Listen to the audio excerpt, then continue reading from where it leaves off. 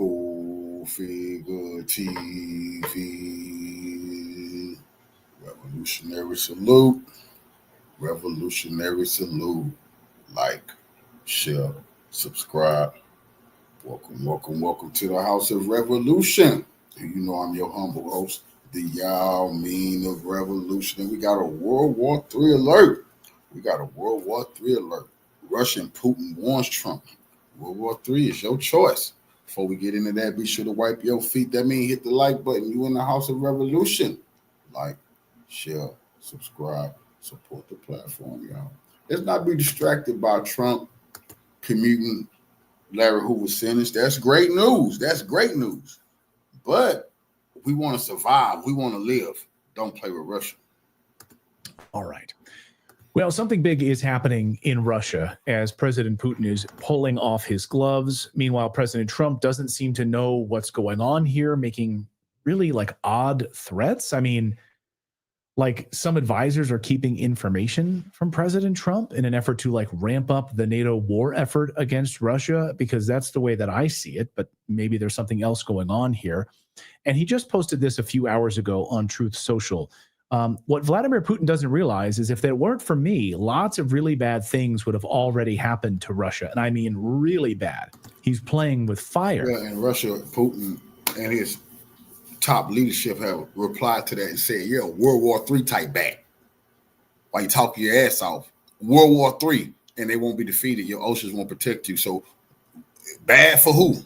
Medvedev just responded and said the only person playing with fire right now is basically NATO, and you're basically playing with World War III at this moment. They warned him. So basically Trump there just sort of admitting that he's been protecting Putin from, I don't know who, neocons that have wanted to have Russia eliminated. Maybe we need more clarification on that from President Trump. Like how has he been protecting him for all of these years? So more on that part of the story here in a second. But first, Russian President Putin was almost killed by a massive NATO drone attack while Putin was visiting the Kursk Oblast. You know, his contingent of helicopters came under massive drone attacks. And according to the Kremlin, Putin narrowly escaped death. They were able to stop these drone strikes, but it was very close. So NATO almost killed Putin, essentially. Because again, it wasn't Ukraine. It was orchestrated, coordinated, intelligence targeted, telemetry targeting, and launched by NATO forces. Bottom line. Well, recall that after President Trump had that Oval Office spanking of Zelensky, they turned off Ukraine's access to intelligence, and Ukraine targeting. Yeah, Ukraine couldn't fire a gun in the air. They didn't know where to even go without U.S. intelligence. So Ukraine cannot do this without NATO intelligence. I think that's provable. Yeah. So in fact, over the past 7 days, as Trump has been pushing for peace in Ukraine, NATO and Ukraine have launched over 1,000 drone strikes into Russian territory. And the NATO escalation has had the desired effect, of course, which is Putin is pissed. And now Russia has responded. And he says we now need to get them into a chokehold. These are Putin's word. We need to get them into a chokehold, basically, so they'll surrender. Watch. We need to get them in a chokehold. They're trying to strangle us, and we should reciprocate. We did not chase anyone out. We provided the best possible conditions to work in our market, and they're trying to choke us. And we should act in a mirror fashion. Yeah. So a mirror fashion, because he's talking he's talking esoterically, he's talking militarily and financially, both like Western businesses in Russia operating or fleeing or sanctions, also military strikes, massive military attacks inside of Russia. So raise your hand if you want to be choked for Zelensky's war. You cool with that? We are. Do you want that? No, I don't want that, but we already are being choked. I mean, and of course, these massive sanctions on Russia have only led to widespread inflation. You want to talk about the economic ruin that we're sitting in right now? Largely responsible is the sanctions on Russia. Clearly. So Russia has launched a massive drone offensive against Ukraine in response, hitting key targets all over Ukraine. Here, just take a look at this on your screen. All of those red areas around Ukraine are all Russian attacks over the past 48 hours or so. And then, of course, you can see the areas of conflict. The red area controlled by Russia, which was formerly eastern Ukraine, now is controlled by the Russian Federation. And Russia is moving further, now beyond the front, creating a new front and a buffer zone, which we'll talk about in a second. So all of that land that you currently have, you could be prepared to lose it if you continue this madness. So now Russia, in these attacks, specifically hit the Antonov factory where those drones were built that targeted Putin in Kursk, and where they tried to kill Putin. Here were these attacks on the Antonov factory. Watch.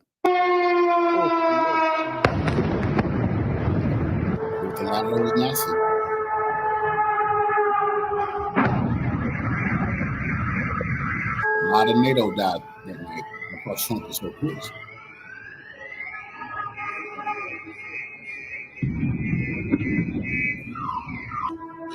So, and these attacks are using Shahed drones. So what you're seeing here are Shahed drones. So see destruction of military stuff, all kind of different civilians, the Kremlin, anywhere Putin. That's what Trump is saying. I'm stopping them from doing this to you. Now they could be doing, and Putin is saying you're not stopping anybody because I'm letting you know, get out, just let them do it and see what happened to you. You see, Putin is trying to slap Trump out of it and say, hey, bro, it's not going to be me versus them. Your ass getting drug into this. Not this time, U.S. You think you're going to be blowing up Moscow and killing? Putin already wanted them. That's going to be World War III. And in World War, you definitely got to get it. High up in the sky, firing their ordnance. And according to this report, they are now attacking in swarms, which you can see here. And these are what these look like here. Massive swarms. Now, before the attack on Putin, they would send like 10 or 15 of these drones. Now they're sending massive swarms that sit at high distances, at high altitude, and out of range of Ukraine's air defense systems and the United States Patriot defense systems when they launch their attack. Just look at how many drones Russia is now using to attack targets. Look at the increase since this chart you're going to see here starts at 2022. Look at that, up until this week, and the massive spike in drone attacks now, instead of using actual Russian forces, using drones.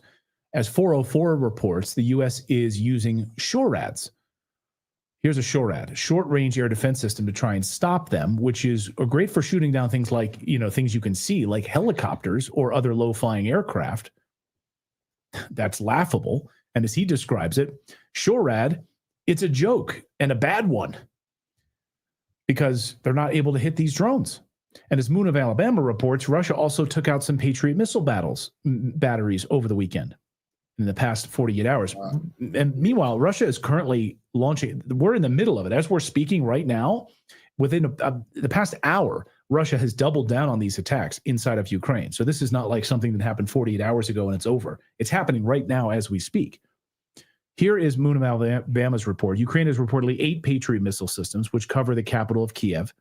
On Saturday, at least one of those was destroyed in a Russian attack, and maybe even more, because the one, and by the way, this is amazing. I want you to watch this video. Here you can see the Patriot system being destroyed, and then the one that's adjacent to it finally launches after like a few seconds. Like it took a while. So Russia knocked out and destroyed a Patriot missile system, and then these other batteries start launching later on, as if they didn't even see anything coming.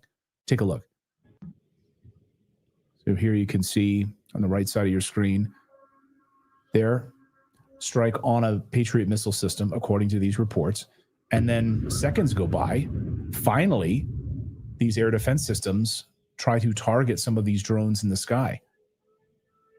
And finally, one launches from there. And then on another part of Kiev launches these Patriots to try to bring down whatever was attacking them.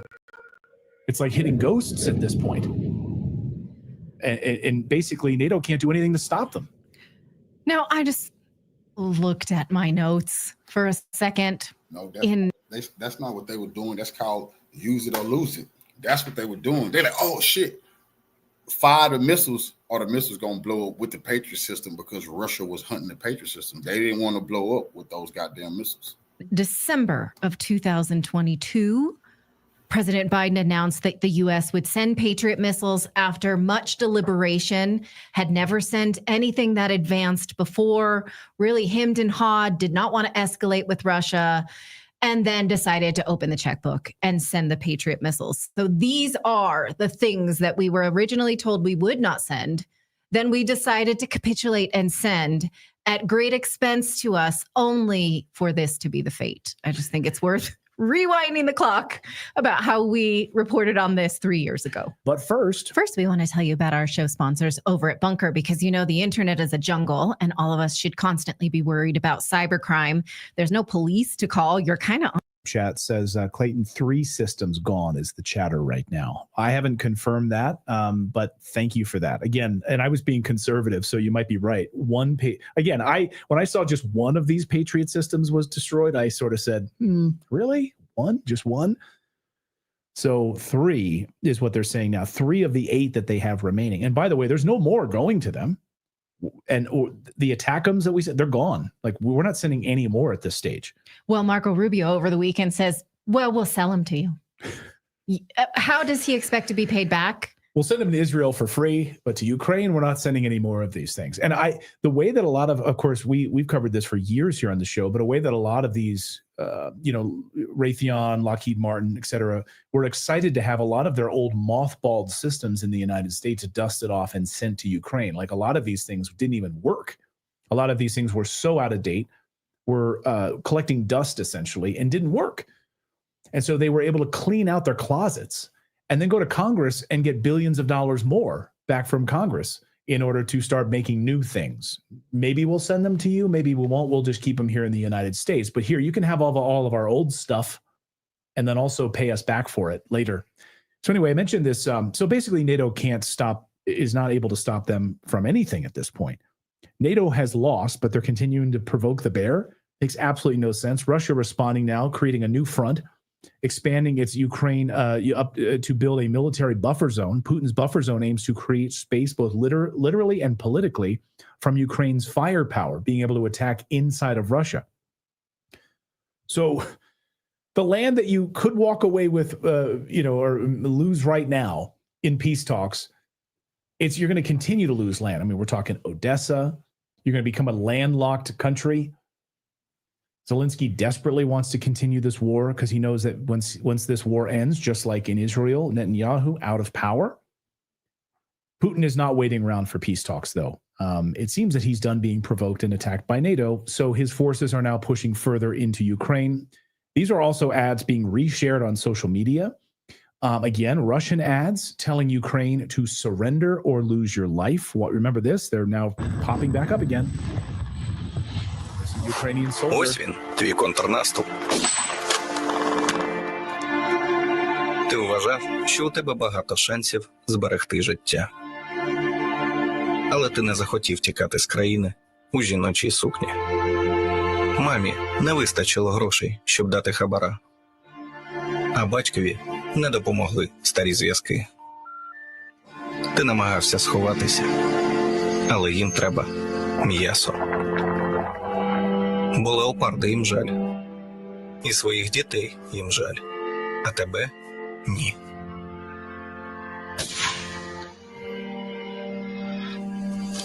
Тепер у тебе лише один. Останній шанс зберегти життя.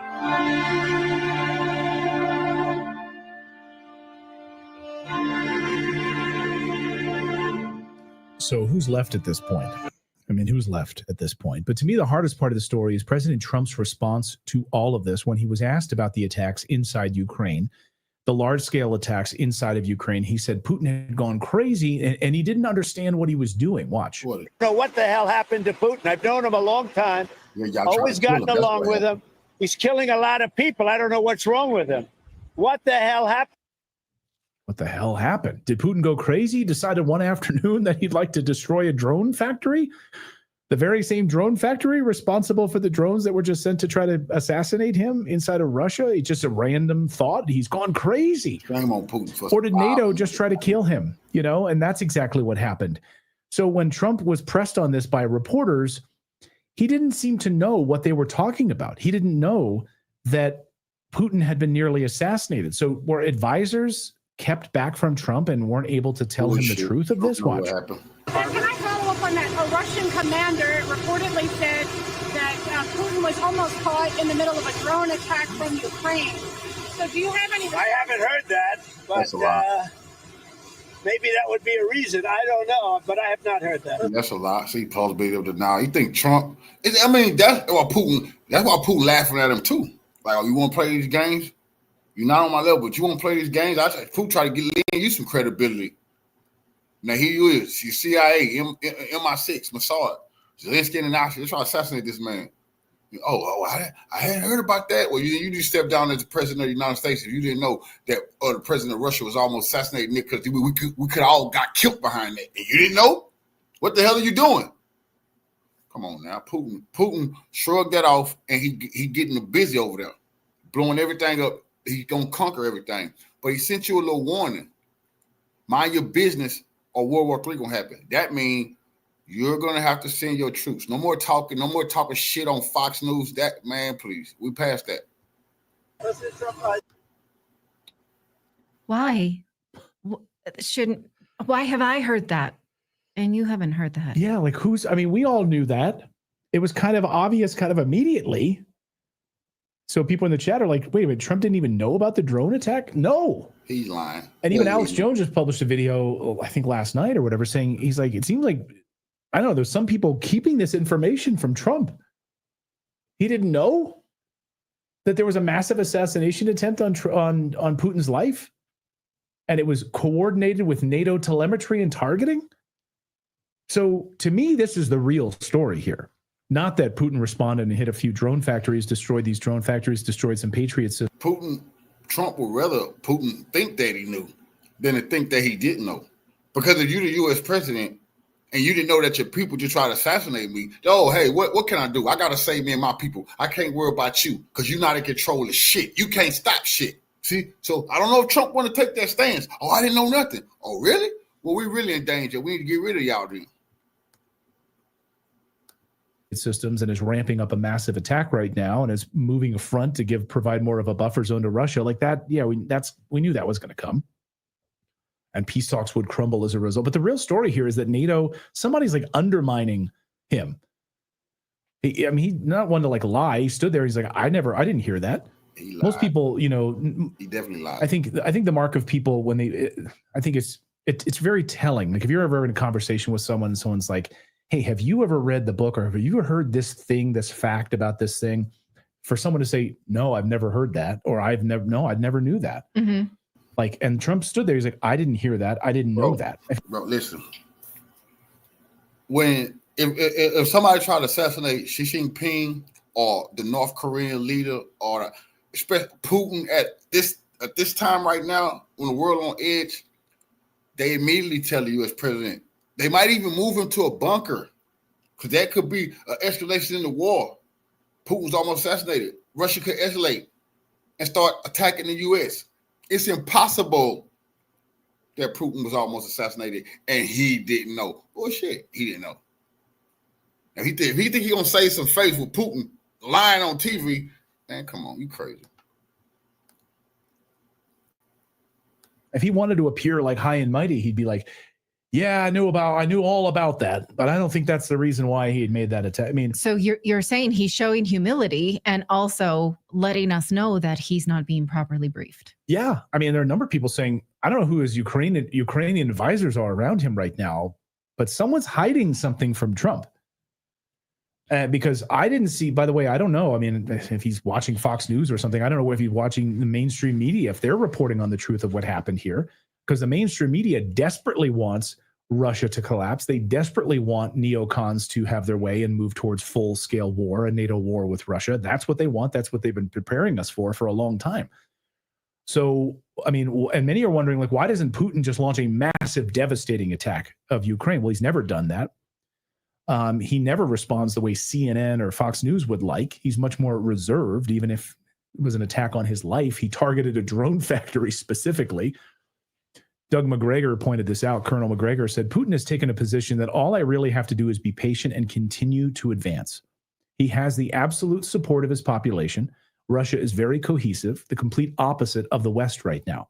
Regardless of your feelings on their nation, they know what they are about, and they know what their interests are, and we do not. So let me just add this part of the story here, because I think this is an important side note. I've seen a lot of sort of like conservative media blowing this story up over the past 24 hours, and it's factually inaccurate. So let's set the stage here. Western media has really gotten this German part of the angle of the story wrong. Last night, Germany's Chancellor Merz said this during an interview, that Germany and ostensibly NATO has declared no more limits for weapons systems into Ukraine. That, quote, Ukraine can also defend itself by attacking military positions in Russia. Here's Friedrich Merz. Watch.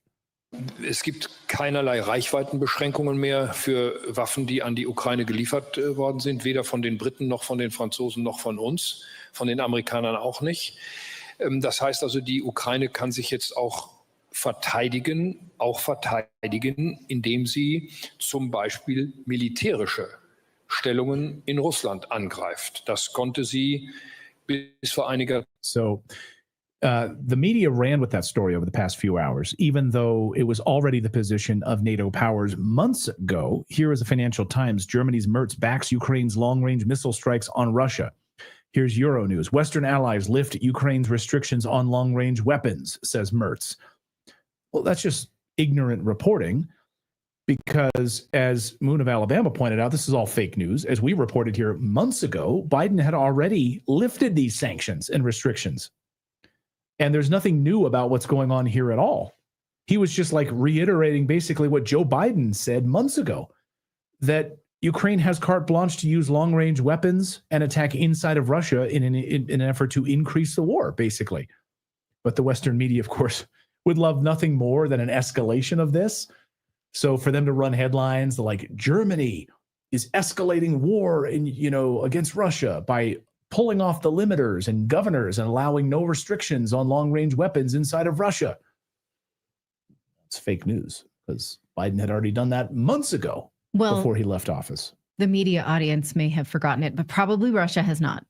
They probably already marked that one. They're on that one. Yeah. If you're threatened with long-range weapons, they're like, we know that. We've been knowing that. So let us know what you think of this escalation. And again, last week when we had Colonel Doug McGregor on the show,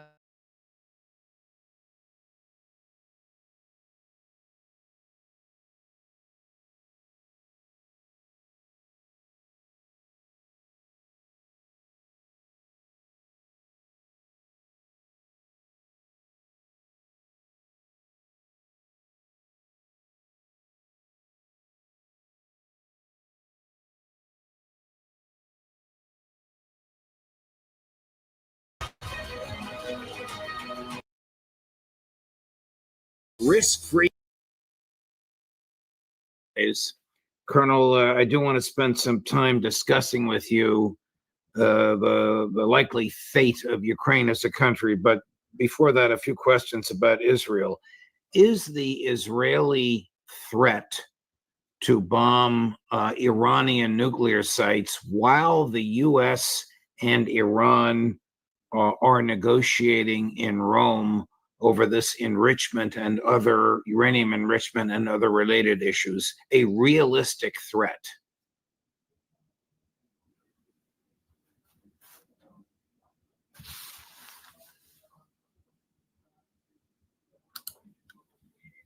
I'm not hearing you, Colonel.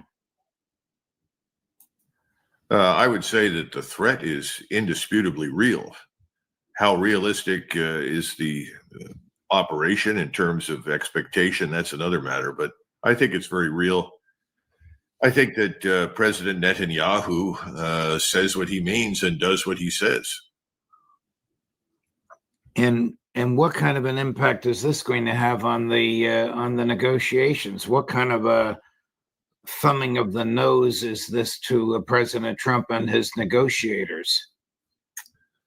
I don't know. I don't think President Trump really figures that dramatically in the whole equation. I think everything turns on what Mr. Netanyahu decides to do, and the enormous support for him that exists in the Senate and the House. So I think at this stage, what would President Trump say? I don't know. He might say, "Well, I'm disappointed," but I'm going to support my friend Bibi and Israel, and I think that's what would happen. Do you get the impression that Netanyahu is challenging or testing President Trump? I really don't. I think he has control. He knows he has control. And I think President Trump knows that he has control. It may periodically irritate or anger President Trump. And I think he knows that Mr. Netanyahu will have the final say. And I think thus far, Mr. Netanyahu has made it pretty clear what he wants. And he wants the application of the Libya model. And I see no evidence that he's walked away from that. Here he is yesterday on May 27th. This is the second time in 1 week he has equated in his own mind the phrase "Free Palestine" with the phrase "Heil Hitler." He's speaking to some Holocaust remembrance group at the Israeli Foreign Ministry in Jerusalem yesterday. Chris, cut number 11. The protesters themselves, many of them don't even know what they're chanting. When they're chanting "Free Palestine," they're saying, really, destroy Israel, destroy the Jews. It's the modern equivalent of Heil Hitler. That's what it says. When they say from the river to the sea is a few kilometers here, and the river is a few kilometers there. It means the end of Israel. That's what they're chanting. So they bought the demonization. They bought the vilification of the one democracy that is fighting a just war with just means. And here's what happens when this spreads and it goes to the ICC. The ICC, the court that was supposed to establish really after the Holocaust in order to prevent another Holocaust. And the ICC declares that I and former defense minister, effectively the state of Israel, they'll issue more decrees. We're the war criminals. What does it say to democracies? What does it say to free societies? It imperils your right of self-defense. It means that this tactic of implanting yourself in a civilian population while sending rockets and murderers to murder civilians, as you hide behind your own civilians, you are given effective immunity. And once this idea is implanted, it will spread and spread and spread. And spread to your own societies. So for the future of civilization, we can't have that. It almost sounds like he's talking about what he's doing in Gaza. Is Israel a democracy? Can an apartheid state be a democracy? I think Israel is hardly democratic, and I don't know that you would get anybody today watching what's going on inside Israel and describe that as democratic. Stalin used to believe in something called prophylactic justice. It was essentially kill the citizen before the citizen has an opportunity to commit a crime. And I think that's where Mr. Netanyahu is. And if anyone is demonizing anything, he is demonizing Israel and himself, because that's his view of the Palestinians, that the best solution is the final solution for the Palestinians. And he doesn't like the fact that this is being rejected by most of the world, certainly not in the Anglosphere. The Anglosphere is very clearly under his influence, if not outright control and authority in many respects. But the rest of the world really isn't, and they see it for what it is. By the way, the ICC was not established to prevent another Holocaust. It was established to halt war crimes. That's a fact. And again, this is an attempt to place himself. He just so cavalierly just threw it in there. The International Criminal Court was created to stop another Holocaust. What? You liar. It was created to stop genocide and war crimes and innocent civilians getting killed. not to stop no damn Holocaust. He wanted to be all about them and for them. And his supporters at the center of the universe, and to immunize them against any possible accusation of impropriety or criminal action. But that doesn't go down well with the rest of the world. He may get away with that here in the Anglosphere, but nowhere else. How can this phrase that Israel is fighting a just war by just means possibly be taken seriously by anybody? Well, I think we have to understand that there are people here in the United States that believe that. It's, I think, everyone wants to separate Judaism from Zionism. And I'm sure in some cases that's true, but in many cases that certainly isn't true. And to this, you must add millions of evangelical Christians who choose to interpret the Old Testament and passages in it to justify whatever the Israelis do as essentially blessed by God.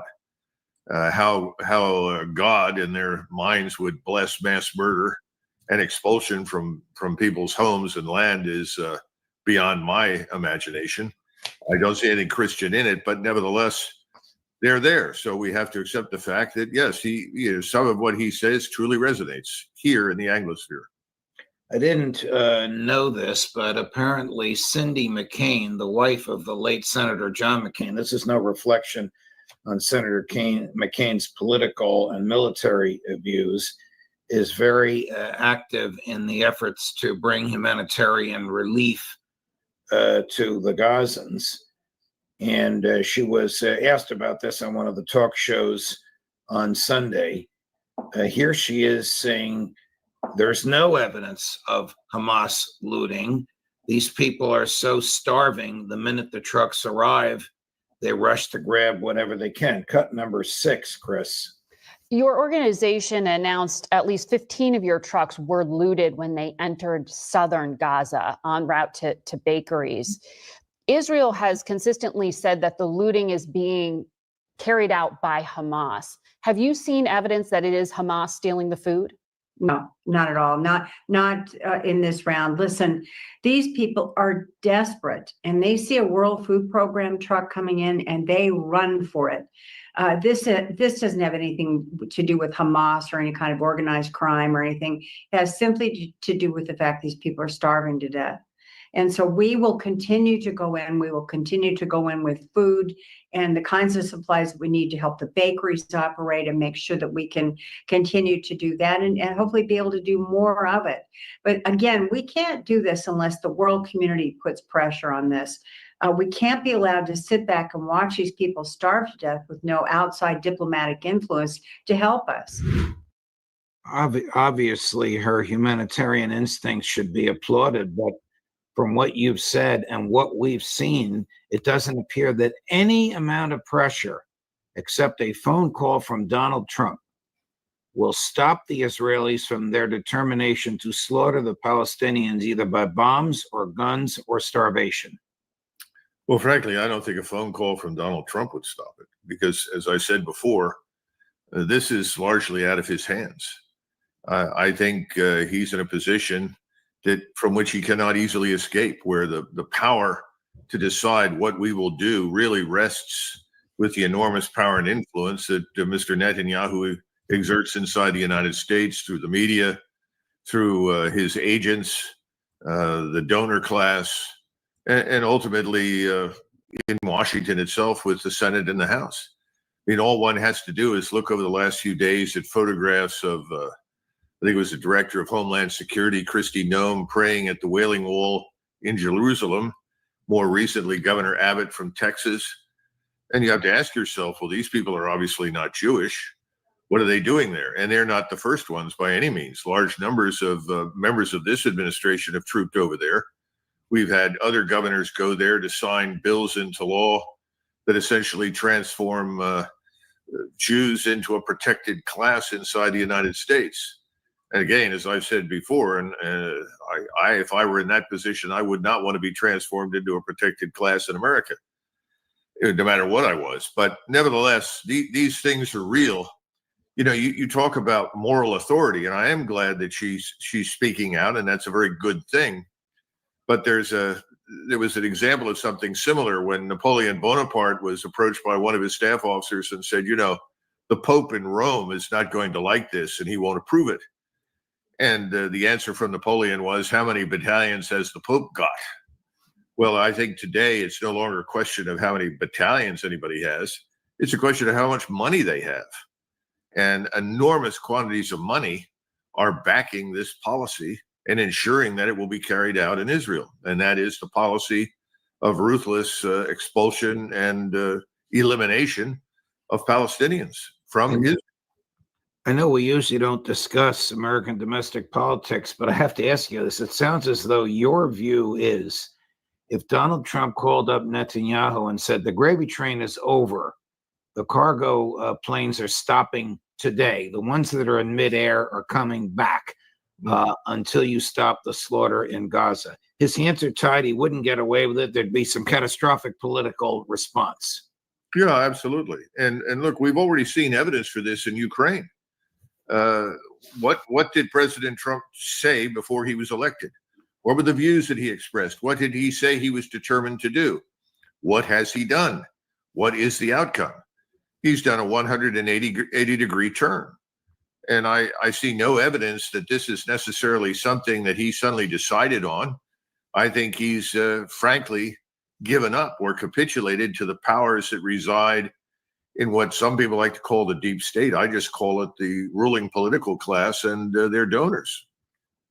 Well, when President Trump refers to President Putin as crazy on his own social media site, in his own words, in caps, when he says at an airport in New Jersey, I'm not happy at all with him, something's happened to him, something's wrong. When he publicly attacks President Putin, how does that resonate in the Kremlin?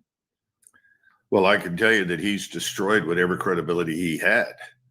And remember that the principal guiding imperative from the very beginning, from the time the Russians intervened in eastern Ukraine, was to avoid a conflict with the United States and NATO. I don't think most Americans understand that because nobody tells them that, but that's true. And that's one of the reasons why they moved as quickly as they did to try and establish talks to end this tragic war. That's why they achieved, I thought, a potential solution in April of 2022 that we then sabotaged. And ever since then, the Russians have had to come to the realization that it didn't matter what they did, we were going to work tirelessly to destroy them. So they've recovered.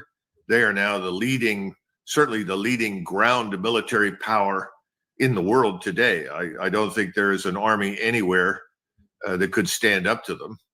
And I think they've exerted tremendous control over airspace as a result of their advances in air defense technology and so forth. My point is that President Trump doesn't have any credibility anymore. He makes it sound as though he and President Trump are both members of a golf club. And he's unhappy because President Putin decided to change something on the putting green. And he doesn't like it. And he just doesn't understand it because he thought they were friends. Well, this is all nonsense. This has always been the kind of problem that I think President Trump has. He personalizes everything. He thinks that the power of his personality is preeminent and all-powerful. It isn't. Things in international relations are about interests. They are not about personal relationships. And he has utterly refused to listen to whatever President Putin has had to say or his ministers about Russia's legitimate national security interests. And so you get this ridiculous statement that frankly confirms the worst suspicions in the Kremlin that we have no strategy except to harm Russia, if you want to call that a strategy, and it doesn't make any difference what they do. And so I think they're going to proceed to do what they think they must to preserve the security of their country. In the same interview at a Morristown, New Jersey airport at which the president was asked his opinion of President Putin, and he used disparaging words, he was also asked if he was aware that President Putin, it was reported by a Russian commander that President Putin narrowly escaped an assassination attempt by a Ukrainian drone. He said he hadn't heard it. Isn't it inconceivable that he wouldn't have heard it? And B, if such a thing happened, isn't it likely that American intel was involved in knowing which helicopter President Putin was in and where it was at a given moment? Well, keep in mind that the CIA, MI6, and the Mossad are all joined at the hip. So any of those particular entities could have provided that intelligence to the Zelensky regime. So it's not exclusively us. I mean, those three are heavily involved. That's the first thing. Second part of this is more serious. Could this have happened without him knowing? And I'm afraid the answer is yes. Oh. And I think it's yes for the following reasons. If you listen to him, he talks in a very cavalier manner about these things. And I think he's being honest with you. I don't think he's lying. He may not have heard it, or he may have heard something and chosen not to act on it because he didn't think it was credible or it didn't conform to his expectation. You know, we need to stop and understand what is not happening in this administration. You're familiar with the National Security Council staff. That was established under President Eisenhower. President Eisenhower had been through the Second World War and its aftermath.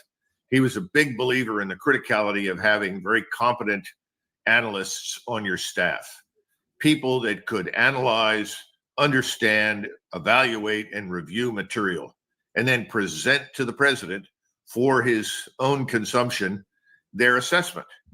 And he was very careful about who ended up on the National Security Council staff and who came in to brief him. Right. And so as a result, Eisenhower believed in the staffing process. So when he got a military operational plan, when he received a plea for money for some aspect of national security, it would be staffed. It would be thoroughly analyzed, brought back to him. He would review it and he would make a decision. This is not happening inside the Trump administration. There is no such process. And as a result, it's hard to tell what the president actually knows and understands because there's not much evidence that he reads and studies what's handed to him. He doesn't like to. And he has this habit of listening to his inner circle. He says, I trust these people. Well, they may be trustworthy from the standpoint of loyalty to him, but they may not be knowledgeable enough or insightful enough to providing what he needs to understand what's happening in the world, particularly what's happening today in Eastern Europe, or for that matter, in the Middle East. Well, right before we came on air, Colonel, Reuters reports that Russia has amassed 50,000 troops at a particular spot in northeast Ukraine. Now, 50,000 troops to my lay mind seems like a lot. Is that a lot? And if this report is accurate, what does it tell you? Well, it's interesting because I'd heard that there were more than 100,000 up in the Northeast. Perhaps this is a strike force drawn from that 100,000.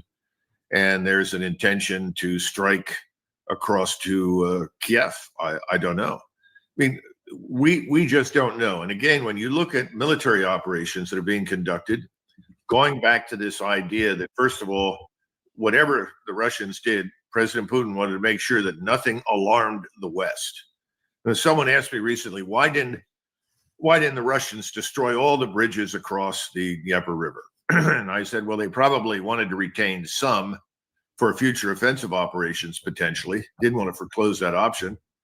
But I think they also didn't want to alarm the West. They didn't want the West to think that they were now going to isolate Eastern Ukraine completely, kill all of the Ukrainian forces that were there, and then press to the river, because that's not what they wanted to do. They wanted to find a way out of this morass and end the conflict. And I think that's the way we have to look at whatever they do. If they're doing something, it's after quite a lot of deliberation, and it could be what I just described, or it could be something else. If you look at all of the operations they have inevitably involved on the tactical and operational levels, encompassing and circling and then destroying systematically what's inside the circle and then moving further on, but always very incrementally. This may indicate a desire to send something further west than they have in the past, in the hopes of potentially convincing the regime to evacuate Kiev, or us, for instance, to intervene and talk. Who knows? But I really think at this stage, they're making decisions on the basis of what they believe is in Russia's interests. And I don't think they're listening very much to us anymore because they've seen too much vacillation, too much change. They don't see the evidence for any coherent strategic framework. Everything is impulse driven, and the impulses come straight from the president. He speaks without a great deal of self-awareness. He simply says what he wants to. That may go down well domestically with his supporters, but it doesn't help us at all in the international system. Colonel, can Ukraine survive? I think as an independent country. I think that's open to debate. Let's be frank. Ukraine, for most of its history, was never an independent country. It was a region. And if you look at Ukraine, certainly at the time that this 2014 coup occurred and we installed this government that's become a radical nationalist entity aimed at Russia's destruction, you could look at Ukraine in three parts. You could see the far eastern part of the country as Russian, fundamentally, culturally, linguistically. And if you want to attach ethnicity to it, you can attach that to it. Then in the center, you had this, some of it on the east side, most of it on the west side of the river. You have this sort of hybrid area where even the language itself is not really Ukrainian. It's not pure Russian. It's something of a mix. All those cities like Kharkov and Kiev at the beginning of this war were all Russian-speaking places. And then you have the far west, which is very different and is probably in strictest terms thoroughly Ukrainian. It does have a regional identity, but for most of its existence, it's lived under Polish-Lithuanian rule. Some of it was under Austrian and Swedish rule. Again, but it's different. So you have this country that divides into three parts. Today, the East is gone. That is now part of Russia. I suspect more of it will become part of Russia in the days and months ahead. The question is what happens in the rest of the country, because tens of millions of people have left.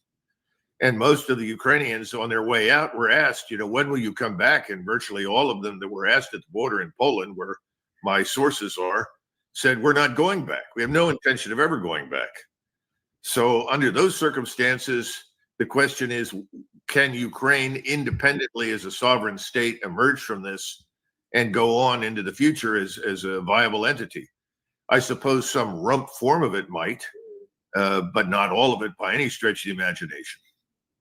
What will it take for the violence to end? I mean, if the Russians reach the Dnieper River, do they just stop? Does the State Department say to Zelensky it's time to move to Paris or Miami or Tel Aviv? I mean, what will it actually take to cause this to end? The Russians are not going to agree to anything short of their demands, which have been regular, consistent, and systematic since day one. The quickest way to end this conflict is for President Trump to end any further aid to the regime in Kiev. Simply say, until you are willing to negotiate in good faith, no more aid, no more support. Secondly, to get all U.S. military, intelligence, and civilian personnel out of Ukraine and make it very clear we're getting out. We're no longer supporting this. Now, why would that end it? The reason it would end is because the Europeans cannot compensate for what we do. In other words, they can't move in and fill that vacuum. The Europeans at that stage are probably going to have to say, well, I guess we're going to have to come to terms with the Russians, frankly. And I think that would happen. But there's no willingness to do that. So if you're a Russian looking at this, you say, how do I end this without going to war against the United States? And I think the answer is that you press to the river and then you look around and see if there's any willingness to reconsider anything in Washington. And if there isn't, then you gradually cross incrementally at various places and continue your advance, because you really have no choice in the matter. Remember, the worst thing that can happen is that whatever remains of Western Ukraine becomes this sort of pot boiling over with CIA, MI6, Mossad agents and elements trying to find ways to kill Russians, trying to find ways to re-stimulate the failed war against Russia. That's the problem. neutrality would have been a great solution. But today, can the Russians really believe in any offer of neutrality that we make? What can they believe from anything that is said to them in Europe? Remember, we go back to the Minsk Accords. You remember that? They learned a hard lesson there. They believed and they were taken advantage of. So now they ask, well, how long can we do this? Now, the good news for the Russians militarily is if you control everything up to the Dnieper River, you are in a position to devastate anything on the other side that looks dangerous to you. In other words, you don't necessarily have to cross over and occupy anything if you don't want to. And I don't think they do, for the reasons I just outlined. I explained the true nature of Ukraine, particularly its western edge. They want nothing to do with that. And in fact, there's a lot of evidence that in Moscow, the Russians would welcome the Poles to come back in because they know the Poles and the Ukrainians hate each other, and you'd end up having a Polish-Ukrainian war in the West. This place is a mess. We don't understand it. We know nothing about it. And so we treat it as President Trump has, as, well, this is just a misunderstanding. And I'm the big man with the big stick. And if I just beat everyone over the head and say, make peace, they'll have to make peace. Well, that's childish nonsense. There are hundreds of years of complexity involved in this whole thing. Conor McGregor, thank you. Your last soliloquy was an extraordinary analysis of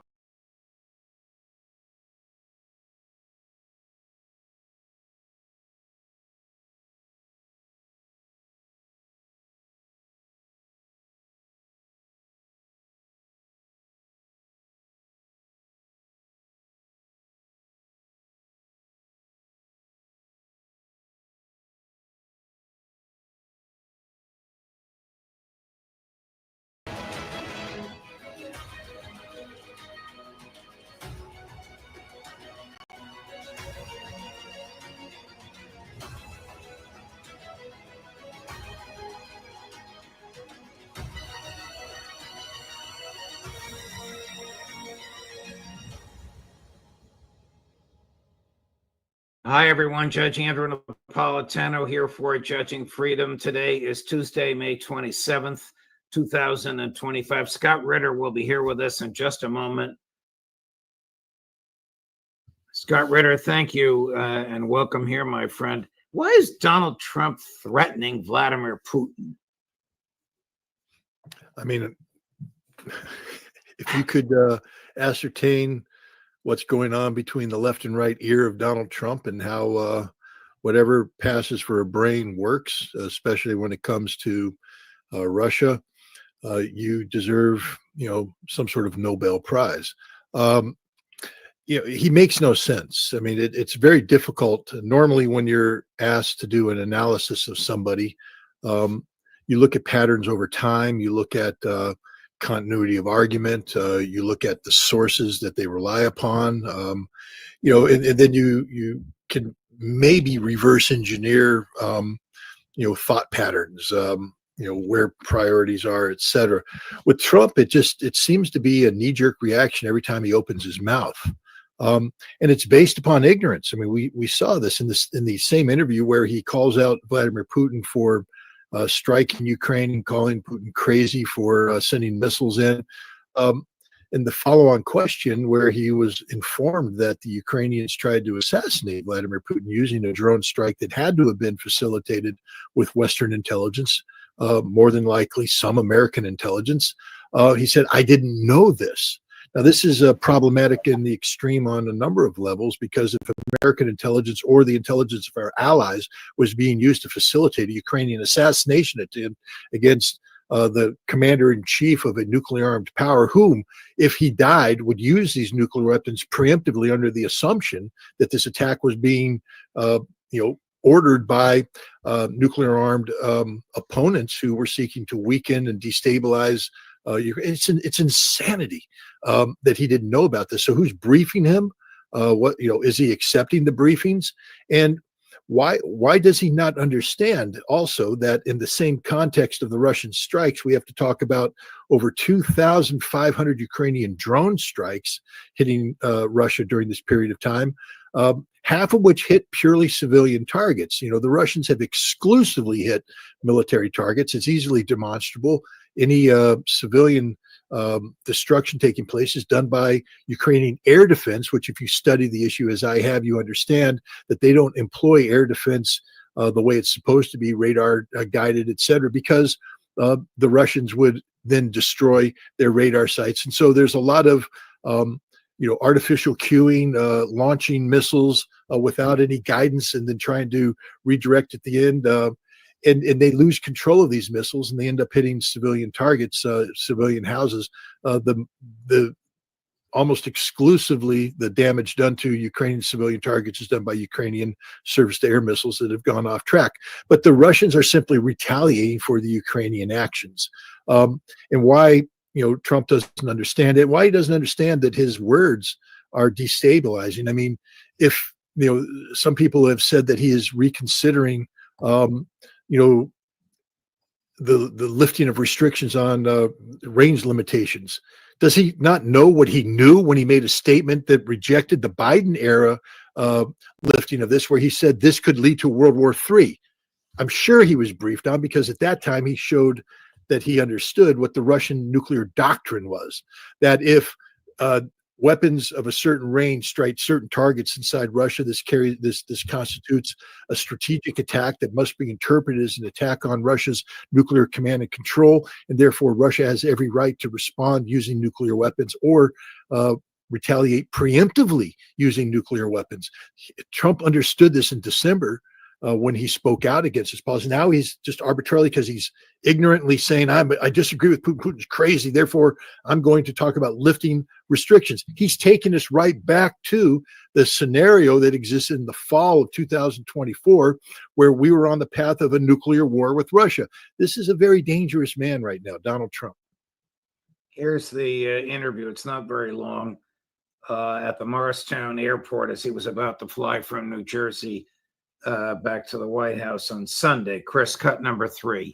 Yeah, I'll give you an update. I'm not happy with what Putin's doing. He's killing a lot of people, and I don't know what the hell happened to Putin. I've known him a long time, always gotten along with him, but he's sending rockets into cities and killing people, and I don't like it at all, okay? We're in the middle of talking, and he's shooting rockets into Kiev and other cities. I don't like it at all. President, what do you want to do about that? I'm surprised. I'm very surprised. We'll see what we're going to do. What am I going to tell you? You're the fake news, aren't you? You're totally fake. All right, any other questions? I don't like what Putin is doing, not even a little bit. He's killing people. And something happened to this guy, and I don't like it. Can I follow up on that? A Russian commander reportedly said that Putin was almost caught in the middle of a drone attack from Ukraine. So do you have any? I haven't heard that, but maybe that would be a reason. I don't know, but I have not heard that. It's really inconceivable that he didn't hear about it. It's not. I mean, look, what's inconceivable is he wasn't briefed about it. I mean, I would imagine that if there were, when there was an attempt on President Trump or candidate Trump's life, that the Kremlin was briefed on this immediately, because this has tremendous potential impact. It's something that the commander-in-chief of a nuclear-armed nation that is in a confrontational stance against the United States needs to know. And now that Trump is the president, an attempt on Putin's life is something that Trump has to know about, because the ramifications of a successful attack against Putin are enormous.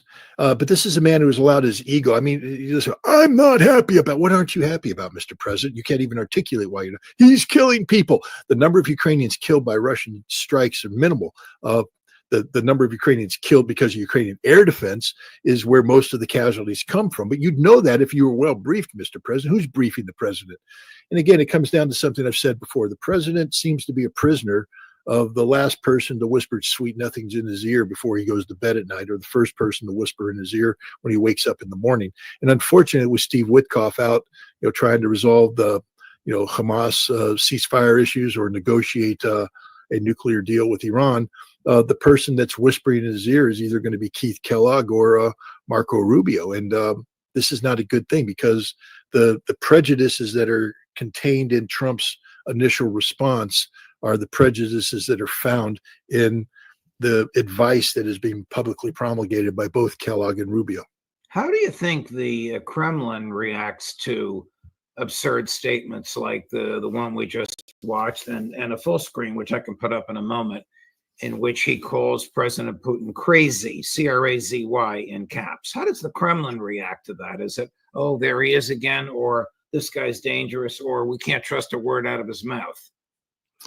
Well, I mean, I think the Kremlin is demonstrating how they react. They are staying the course. There's no deviation. I'll give you an example.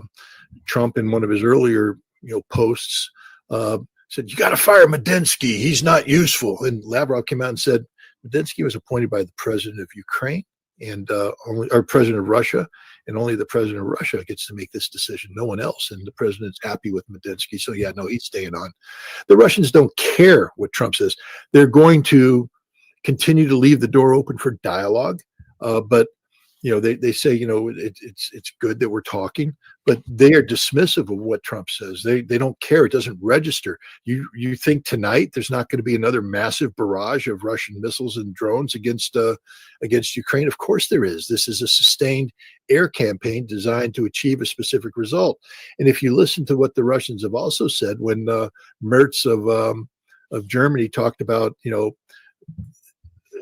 lifting all restrictions on German weapons, implying that Taurus missiles may have been sent to Ukraine, the response from the Russians is that we have lifted all restrictions on striking targets in Germany. And I just want to remind people that when Merz first suggested before he became chancellor, that he was going to send Taurus missiles, Pistorius, who was the defense minister in the previous Olaf Scholz government and is the defense minister today, because Merz has incorporated aspects of the prior coalition into his government. Pistorius said, there's a reason why we didn't send Taurus missiles. I'm not going to talk to you about that reason, but there's a reason why we did it, and there's a reason why we won't send it. And the reason is the Russians let the Germans know in uncertain terms that if Taurus missiles are fired against Russian strategic targets, that German targets will be hit by Russian or Russian missiles.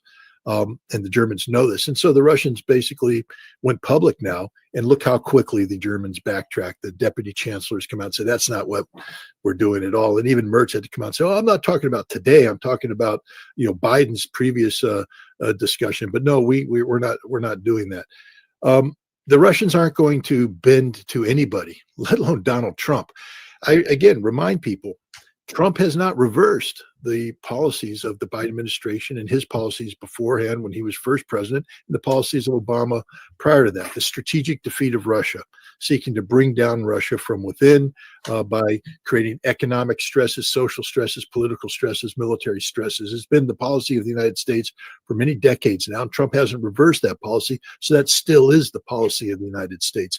Ask Donald Trump what he's done to stand down the CIA in their ongoing efforts to empower the Ukrainians and empower Russian political opposition to bring down Vladimir Putin's regime. Trump talks about wanting to be friends with Russia, but his actions are far different. And you know who knows this? The Russians. They know exactly what Trump is doing and what he isn't doing. They're playing a game right now because for the first time in a long time, they're talking to the United States, and that's always seen as a good thing. But the idea that Donald Trump has some sort of magic solution, no, the Russians, the only solution to the Ukraine problem is the strategic defeat of Ukraine. And one last thing, Medinsky said something that was very telling.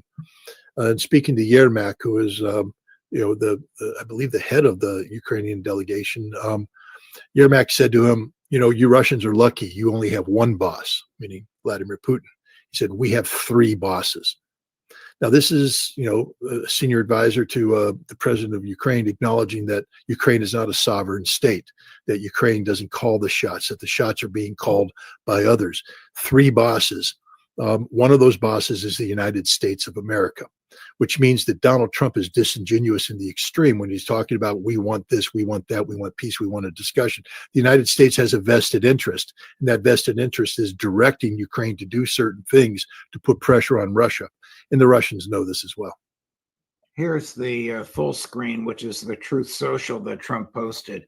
This is 8 hours after the interview at Morristown Airport, in which he said he didn't know that Putin was the target of an assassination attempt. Here's what he says. I have always had a very good relationship with Vladimir Putin of Russia, but something has happened to him. He has gone absolutely crazy, in caps. He is needlessly killing a lot of people, and I'm not just talking about soldiers. Missiles and drones are being shot into cities in Ukraine for no reason whatsoever. I've always said he wants all, in caps, of Ukraine, not just a piece of it. And maybe that's proving to be right. But if he does, it will lead to the downfall of Russia. Likewise, President Zelensky is doing his country no favors by talking the way he does. Everything out of his mouth causes problems. I don't like it, and it better stop. This is a war that would never have started if I were president. This is Zelensky's, Putin's, and Biden's war, not Trump's. I'm only helping to put out the big and ugly fires that have been started through gross incompetence and hatred. What does he really think he's accomplishing by saying this?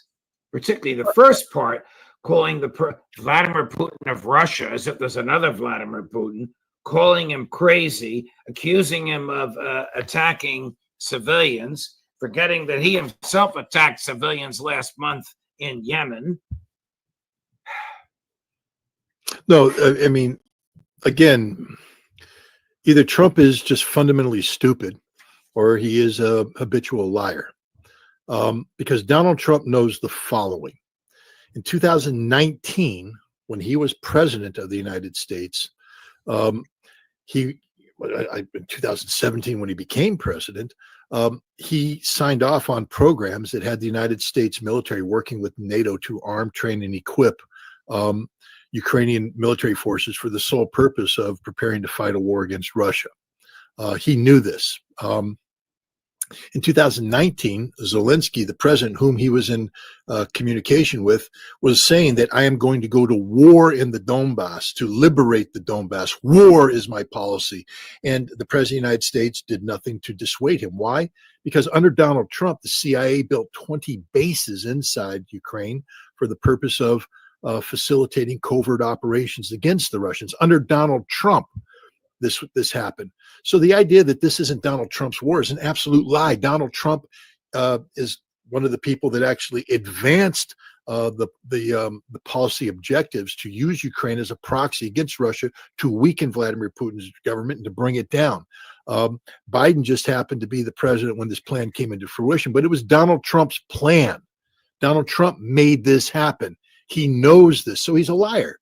He's a liar. And to sit there and pretend that his hands are somehow clean, Donald Trump knows that the drone attacks against Russia are facilitated by American intelligence, that the United States aided the Ukrainians in the development of this counter-drone campaign, both in terms of the design of the drones. They use radar-absorbent materials, wood, composites, the speed of the drones, so that their low radar signature combined with their speed mimics the radar signature of a flock of birds as opposed to a drone, making it more difficult for the Russians to ascertain is it a threat or not.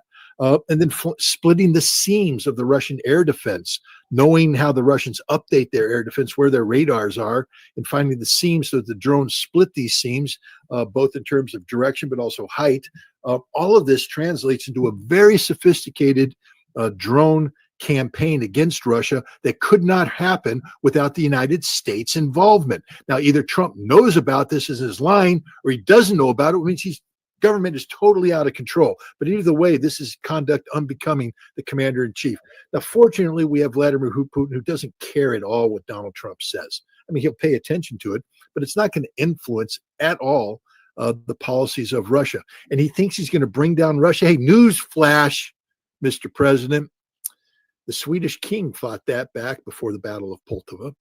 Gosh, who else? Napoleon, he invaded, thought that. Didn't work out. Hitler thought that. That didn't work out. You want to bring down Russia? It doesn't work out too well for the people that embrace that thing, that policy direction. I mean, this president needs to learn history, and he needs better people briefing him. Come on, Tulsi, do a better job. Well, Tulsi over the weekend you're speaking of Tulsi Gabbard, who was the director of national intelligence, whose track record as a member of the House of Representatives was extremely laudable, and a lot of our hearts swelled when she was nominated. What'd she do over the weekend?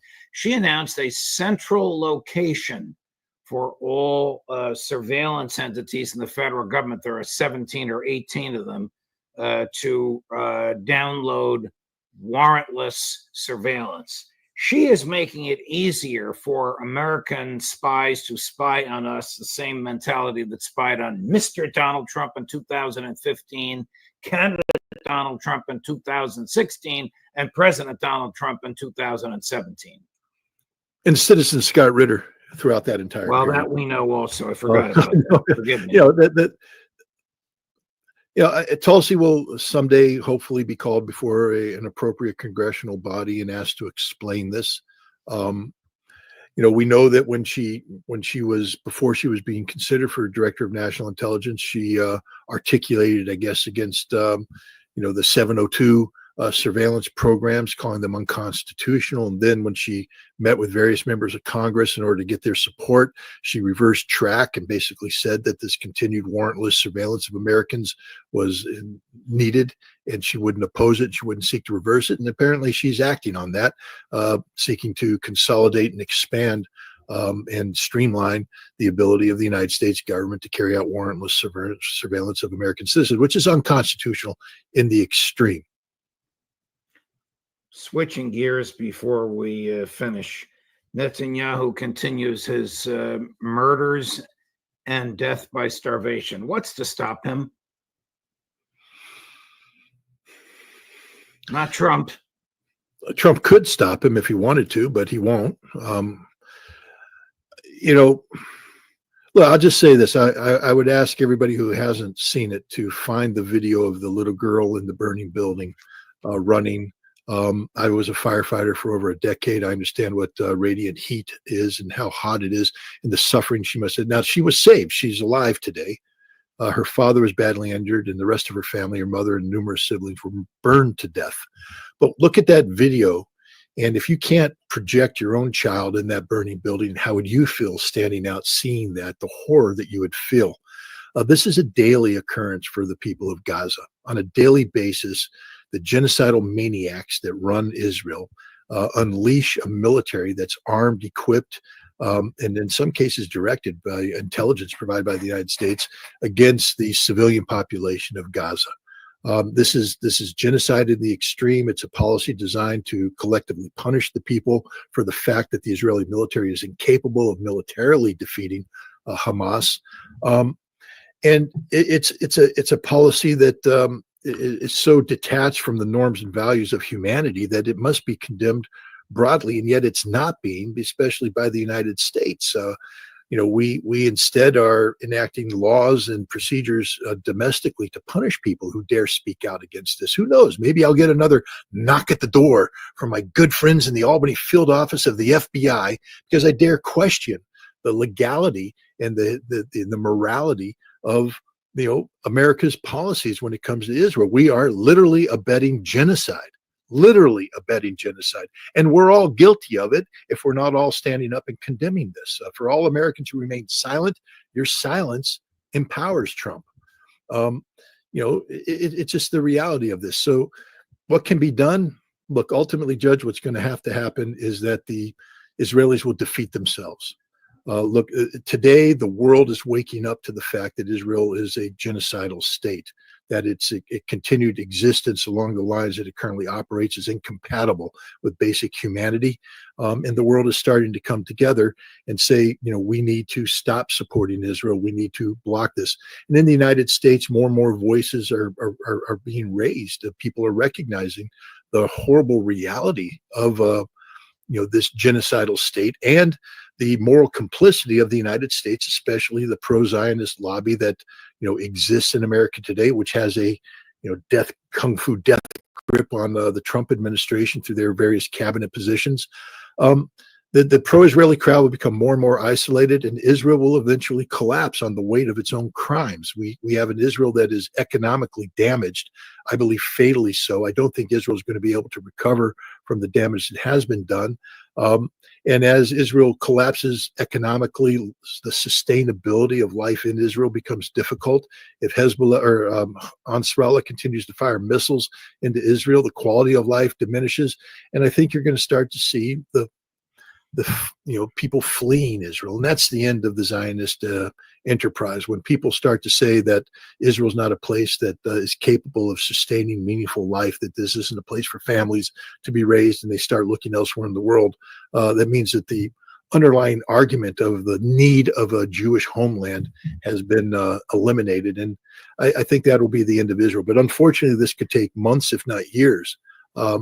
But nobody right now seems to have the courage, especially in the United States, to stand up and say, stop, shout, stop, scream, stop at the top of our lungs about the crimes being committed by the Israeli government. And all of this has been brought about effectively, essentially by one man, Benjamin Netanyahu. Well, yes and no. I mean, Max Blumenthal recently, who I respect tremendously, he talks about polls that were taking place. According to the polls, the overwhelming number of Israelis support the policies of Benjamin Netanyahu when it comes to the Palestinians. They approve of the murderous policies. They have no sympathy for the Palestinian people. They invoke Amalek. They view them as subhumans. They view the civilians as an extension of Hamas and therefore legitimate targets. So even if you removed Benjamin Netanyahu, the underlying sentiment in Israel could very well produce Netanyahu 2.0, somebody who may be better equipped to tell lies to the world about, that Israel isn't, carrying out these policies. But at the end of the day, the policies remain the same. Israel will not support, as it currently exists, the concept of a Palestinian state. And Israel now believes that the issue of Gaza should be resolved by the forcible eviction of the Gazan population. That's not Netanyahu, that's Israel. Here's Netanyahu last week. You and I would stand on a street corner and also use the megaphone of this and other shows and say, "Free Palestine." Here's what Netanyahu says about that phrase, cut number 1. Free Palestine. This is exactly the same chant we heard on October 7th. On that day, thousands of terrorists stormed into Israel from Gaza. They beheaded men, they raped women, they burned babies alive. Free Palestine is just today's version of Heil Hitler. They don't want a Palestinian state. They want to destroy the Jewish state. I could never understand how this simple truth evades the leaders of France, Britain, Canada, and others. They're now proposing to establish a Palestinian state and reward these murderers with the ultimate prize. You won't be surprised to learn that Hamas thanked President Macron and Prime Minister Starmer and Carney for demanding that Israel end its war in Gaza immediately. Now, these leaders may think that they're advancing peace. They're not. So don't give us this talk. It'll be a peaceful Palestinian state. It won't. Free Palestine, free Palestine, free Palestine. And if you want to say that I'm saying Sieg Heil, say it to my face, Bibi, and you won't walk away from that confrontation. Free Palestine is the most honorable expression of humanity that exists in the world today. It does not mean that you tolerate terrorism. It does not mean that you are a proponent of violence. What it means is that the Palestinian people have an inherent right to enjoy the dignity and freedom and sovereignty as every other human being on this planet, free of the occupation of Israel, free of the genocide of Israel, free from seeing their children burned to death in front of them. That is what Free Palestine stands for, and I will shout it out as loud as I can, whenever I can, forever, until there is a Free Palestine. But I won't tolerate Benjamin Netanyahu. He embarrassed every Jew in the world when he said that. This man disgraced the Holocaust, disgraced the memory, but he's done it forever. The Holocaust has become an industry for Israel, not a cause, not something to be mourned, but it is a propaganda point, a selling point. It's a marketing strategy used by the practitioners of genocide to promote their own genocide by creating an artificial shield saying, look, that's what real genocide looks like. We know what real genocide looks like. And we know that the policies of Israel, unlike the chanting of Free Palestine, are more closely aligned to the odious ideology of Nazi Germany. The only person that invokes Adolf Hitler today when they stand and speak about Palestine is Benjamin Netanyahu himself. He is the living expression of everything that was evil about Adolf Hitler. Free Palestine. Before we leave, Chris has been running a poll throughout the show. Is Trump fundamentally stupid or is he a liar? So here are the results. 42% liar, 40% fundamentally stupid, 17% crazy like a fox. Crazy like it. Well, you know, look, you're always judged by the final product. And if Trump can pull this off, I'll be the first one to say, God, I got it wrong. Like he was crazy like a fox. But I don't see that. I don't. When I listen to his words, I listen to the way he enunciates words. I listen to the egotistical manner in which he approaches everything, as if Putin is insulting him. That Putin woke up in the morning and said, "I'm going to insult Donald Trump." Putin could care less about Donald Trump. Putin cares about Russia, the Russian people. And it's high time that Donald Trump woke up in the morning and say, I care about America and the American people. If Trump cared about America and the American people half as much as Putin cares about Russia and the Russian people, I think we'd have a hell of a lot better situation today than the one we currently confront. Scott Ritter, thank you very much, as always, for your intellect and for your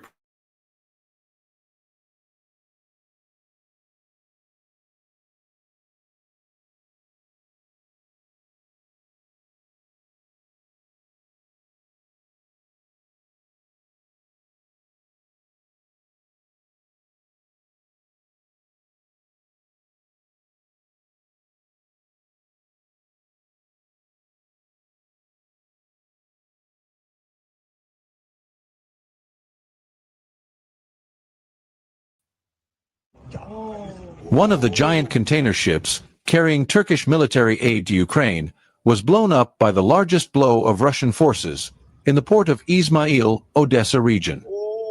The footage of about 30 seconds just appeared on May 26, 2025 and was filmed from inside Romanian coast, showing what the Russian Defense Ministry had previously said on May 23rd, that Russia was targeting a container ship carrying military equipment to Odessa. According to the information received, at a time when negotiations were being prepared in Istanbul on May 16th, a cargo ship MSC Levant F, heading for Ukraine, sailed from the port there. The action was carried out in secret, but Russian intelligence revealed everything, and soon all the gifts from Turkey exploded.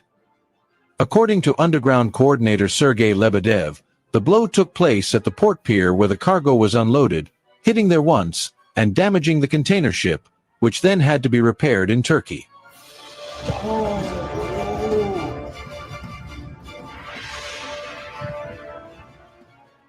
Odessa residents could not sleep that night. The explosions lasted for hours, and the military aid flew into the air, after being attacked by dozens of the notorious Garin 2 drones. Although each drone carries a 90-kilogram warhead, they can destroy several targets simultaneously, and show not only the extent of the fire, but also the extent of disinformation by Ukraine, which claims to have shot down 90% of geranium drones. NATO equipment is massively deployed to Odessa. The scale of the loss is estimated to be very large. The cargo ship was carrying about 100 containers of military goods, such as unmanned boats including components for unmanned boats, drones, and ammunition.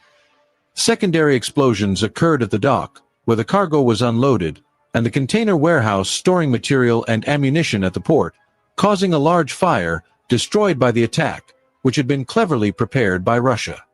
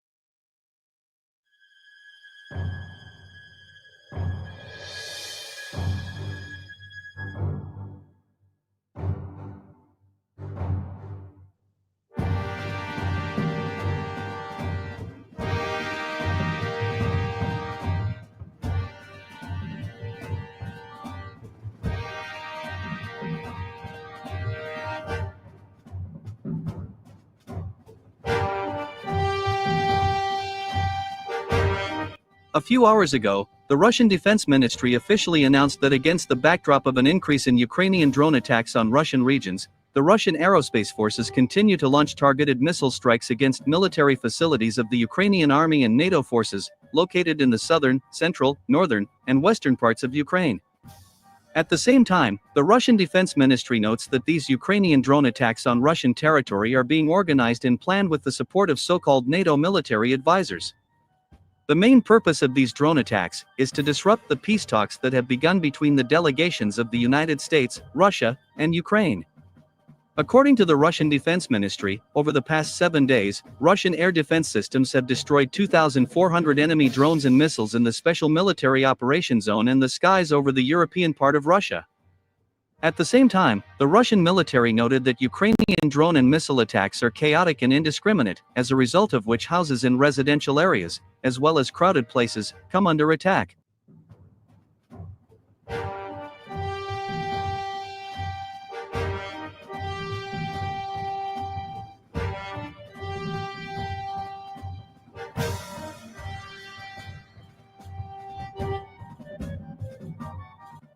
Commenting on the retaliatory missile strikes on the territory of Ukraine, the Russian military noted that over the past 7 days, combat crews of Iskander missile systems have managed to destroy hundreds of containers with components for maritime drones, as well as 2 bulk carriers, that were regularly used by NATO forces in the Odessa region. In addition, near the settlement of Pokrov, in the Dnipropetrovsk region, Russian ballistic missiles also managed to destroy 2 American Patriot launchers, and 1 MPQ-65 radar station.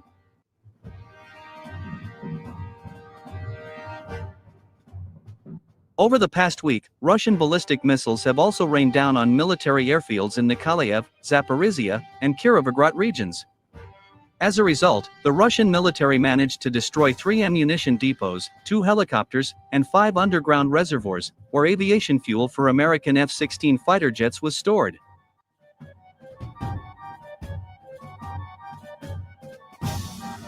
Furthermore, the Russian Defense Ministry also stated that over the past 24 hours, the Russian army has achieved serious successes in the Kharkiv, Konstantinovka, and Pokrovsk directions of the front. In particular, on May 27, at 8 a.m. Moscow time, assault units of the Russian army crossed the border between the Belgorod and Kharkiv regions, and took control of the settlement of Stroyevka.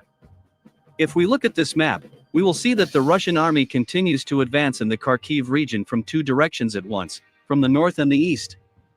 It is obvious that the Russian army units are trying to form another cauldron, and cut off the Ukrainian troops from the main forces. My dear truth seekers, let me remind you that Vladimir Putin personally ordered the creation of a buffer zone, to secure the southern borders of the Russian Federation.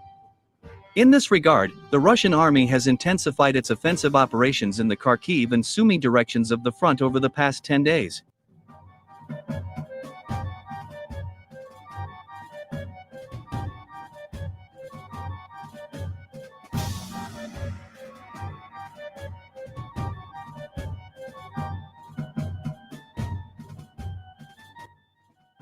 Over the past 24 hours, Russian troops have also made significant gains in the Konstantinovka direction of the front.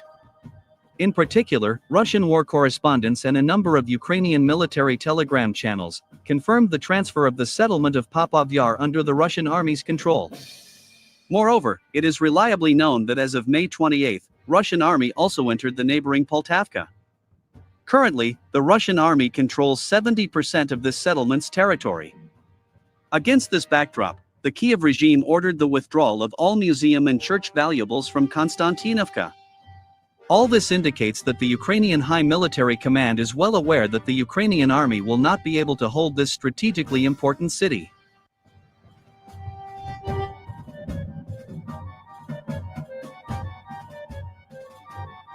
The Ukrainian army's position is also rapidly deteriorating in Pokrovsk direction of the front. So, a few hours ago, war correspondents confirmed the liberation of the settlement of Myrnoyi by the Russian army. Moreover, after the liberation of this settlement, the Russian army continued to build on its success, and entered the settlement of Novoekonomikoskoye on the move. This settlement is a suburb of Myrnograd. If the Russian army liberates Novoekonomikoskoye, then the Ukrainian army's position in Pokrovsk and Myrnograd will become catastrophic. The fact is that the liberation of Novoekonomikoskoye will allow Russian troops to take under fire control of the 2515 highway, through which the Kiev regime continues to supply Ukrainian units in these cities.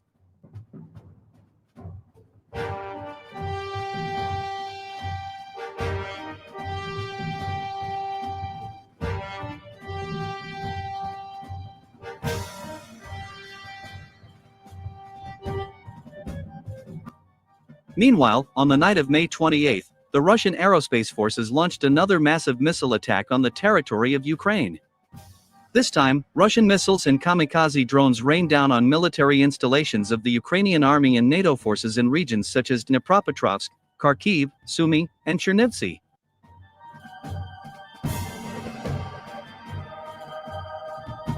So, in the Dnipropetrovsk region, in the western part of the city of Dnipro, Russian kamikaze drones hit a local industrial enterprise that was working for the needs of the Ukrainian army.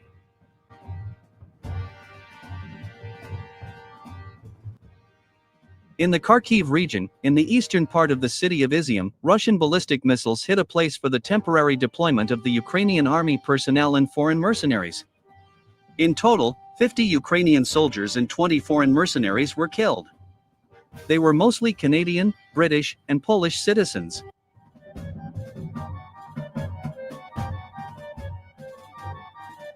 In the Sumy region, Russian aerial bombs of the Fab family rained down on the Ukrainian army's positions in the area of the settlements of Unikovka, Rizevka, and Belapolia.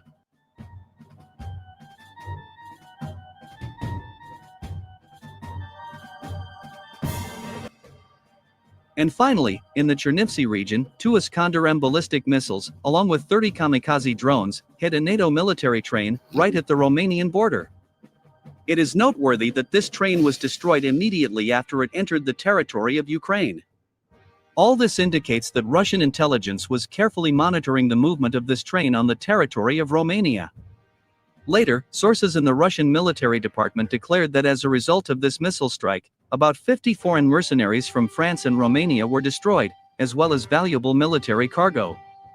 We are talking about tens of thousands of artillery shells and spare parts for American F-16 fighter jets.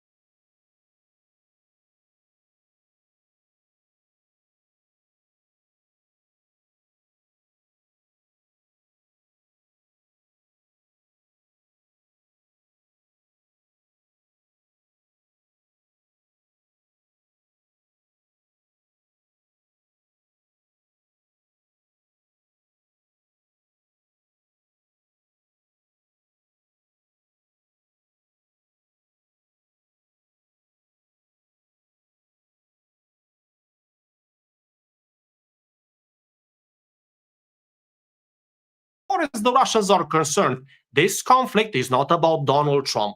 It's not about the US, Germany, or Tammy Bruce. This conflict for Russia is about the national security of Russia.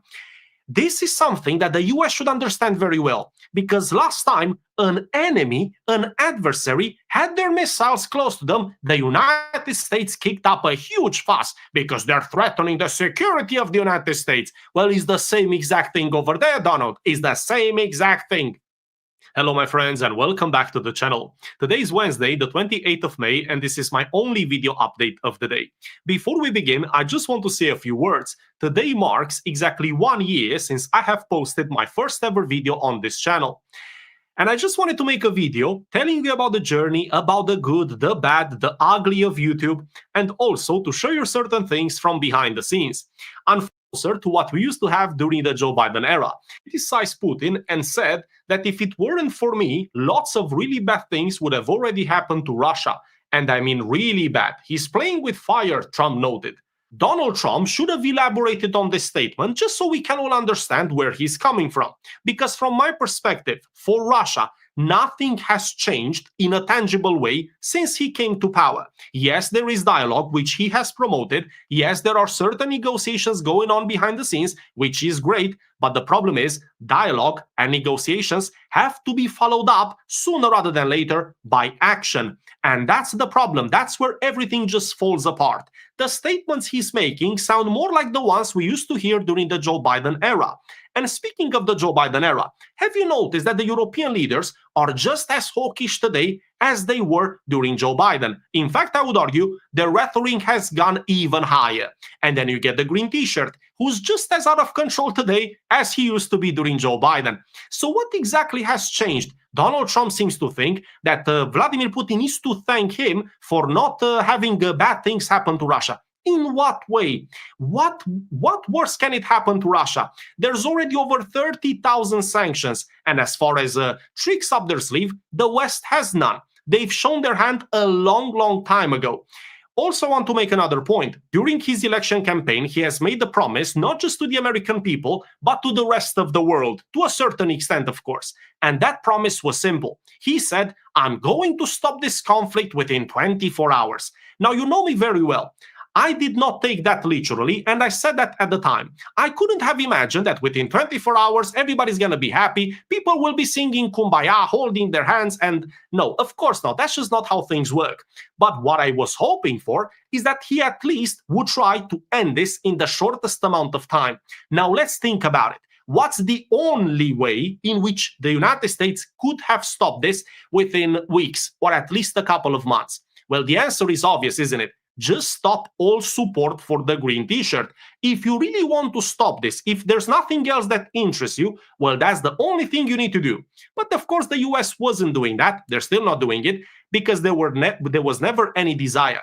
The counter argument is, well, of course not. We can't do that because the fighting is still going on. Oh, really? Well, on that note, by using the same exact token, why is everybody up in arms when Vladimir Putin launches a missile barrage? Because that's the exact same thing. As long as the fighting goes on, Russia is fighting, just as Ukraine is fighting. But you see, this is why I'm saying that we are getting further and further away from what was promised and closer to what Joe Biden used to do. This is the exact sort of dynamic. This is not the position of a mediator. When you say, I'm not happy with this, I'm not happy with that, this is not about making you happy. This is about the reality of a conflict, which you, as an outsider, need to do your best to understand if you want to be involved with stopping it, of course, because nobody's making you understand it. You can just remove yourself from the situation. To me, this is very hard to understand. Please let me know in the comments below, what exactly do you think changed? Or maybe nothing has changed. Maybe this was all a smokescreen from the very beginning. I don't know. But let's carry on. US State Department urges Russia to take Trump's sanctions threat seriously. And this comes from Tammy Bruce, State Department spokesperson. Quote, we continue to support direct talks between Russia and Ukraine. The president supports any mechanism that leads to a just, durable, and lasting peace. Any mechanism. There is no military solution to the Russia-Ukraine conflict, and the diplomatic solution is necessary. I would like to know what exactly makes Miss Tammy Bruce think that this conflict has no military solution. I legitimately don't understand where she got that from. But let's move on. She's saying that a diplomatic solution is needed. Well, I fully agree. A diplomatic solution is not only preferable, it is very much needed, Miss Tammy Bruce. But here lies the problem, the huge problem. The Western diplomacy has already failed. That's why we have Russia and Ukraine at war. Because war is what happens when diplomacy fails, Miss Tammy Bruce. But no, she's asking for more of the same, and they're all asking for more of the same. I wonder why is this so hard to understand? As far as the Russians are concerned, this conflict is not about Donald Trump. It's not about the US, Germany, or Tammy Bruce. This conflict for Russia is about the national security of Russia. This is something that the US should understand very well, because last time an enemy, an adversary, had their missiles close to them, the United States kicked up a huge fuss because they're threatening the security of the United States. Well, it's the same exact thing over there, Donald. It's the same exact thing.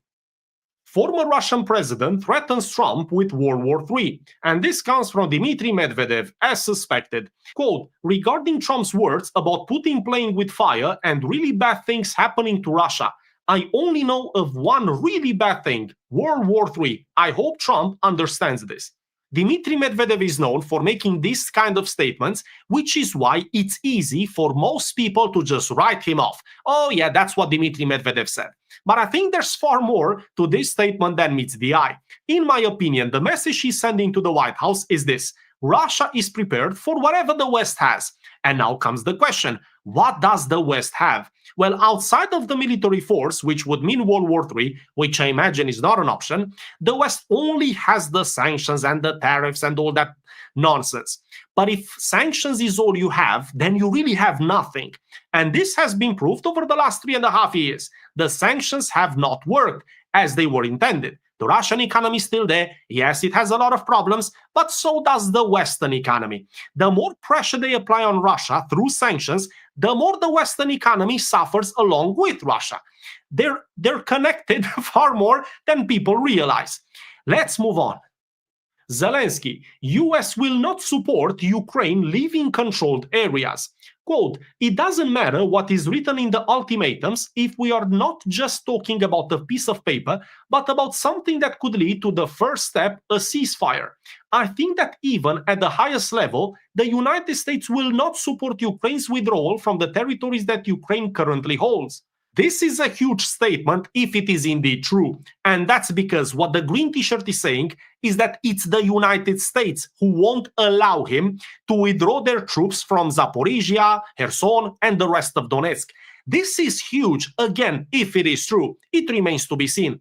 But if it's true, just imagine the hypocrisy. On the one hand, you get certain people from the West saying, we want peace, we want a ceasefire, any mechanism we would agree.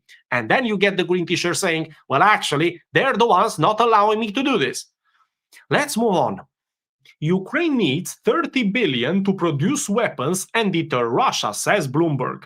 Quote, we are not operating at full capacity, Zelensky said on the 27th of May at the press conference in Kiev. He noted that $30 billion is needed to cover the deficit. He called this amount an approximate estimate of the cost of Ukraine's military objectives. Only 30 billion? Well, that's reassuring. Thank God it's not 100 billion. Who's ready to pony up for the green t-shirt, by the way? Who has his wallet up ready to support the green t-shirt? This is why, my friends, this conflict just won't stop. And that's because there's a lot of money to be made by Western corporations and also by certain Western interests. If this stops, well, the entire grift goes away. And who wants to put a good grift to bed? Nobody.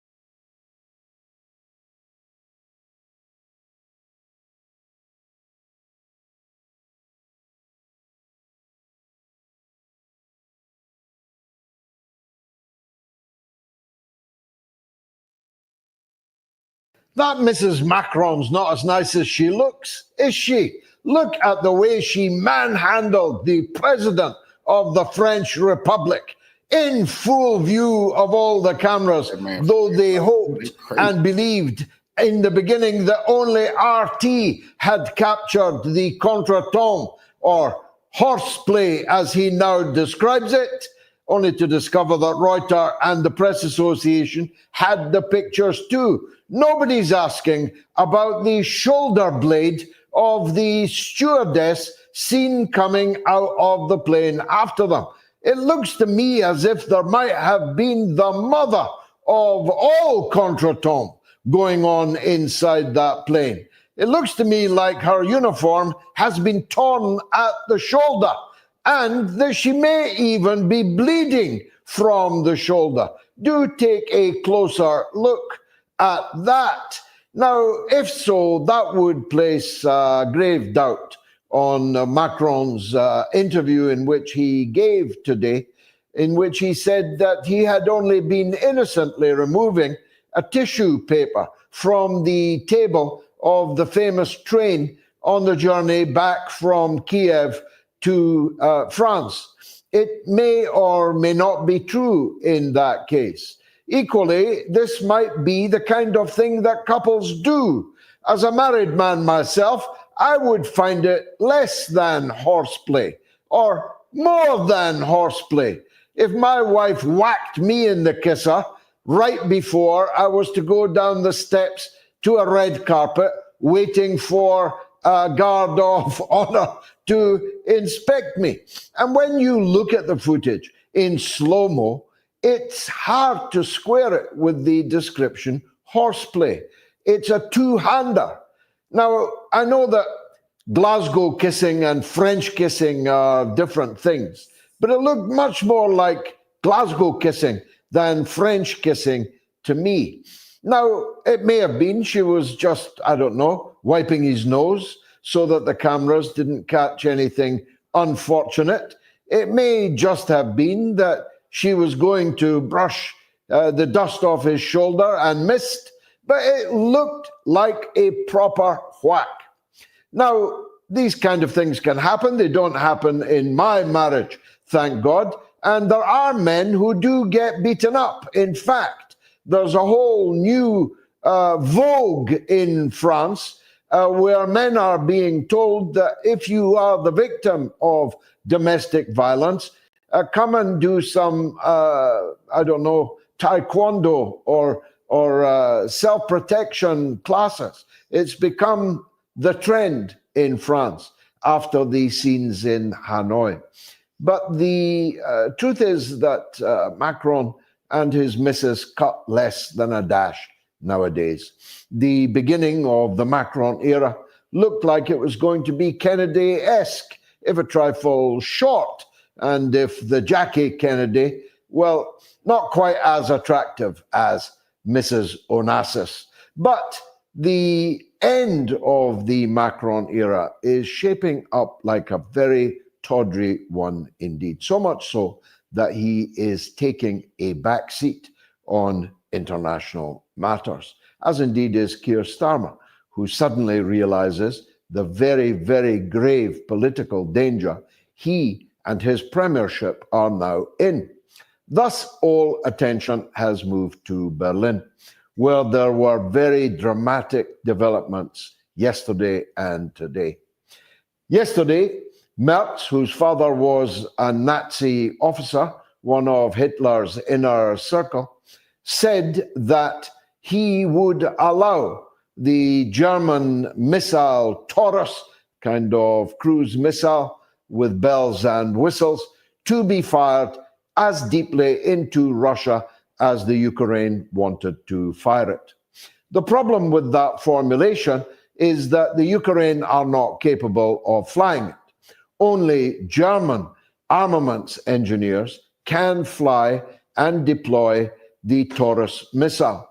In other words, what Merz was saying was that Germany itself was going to attack Russia deep into its interior, not just to Leningrad, St. Petersburg, and Moscow, but all parts west of the Urals of the Russian Federation.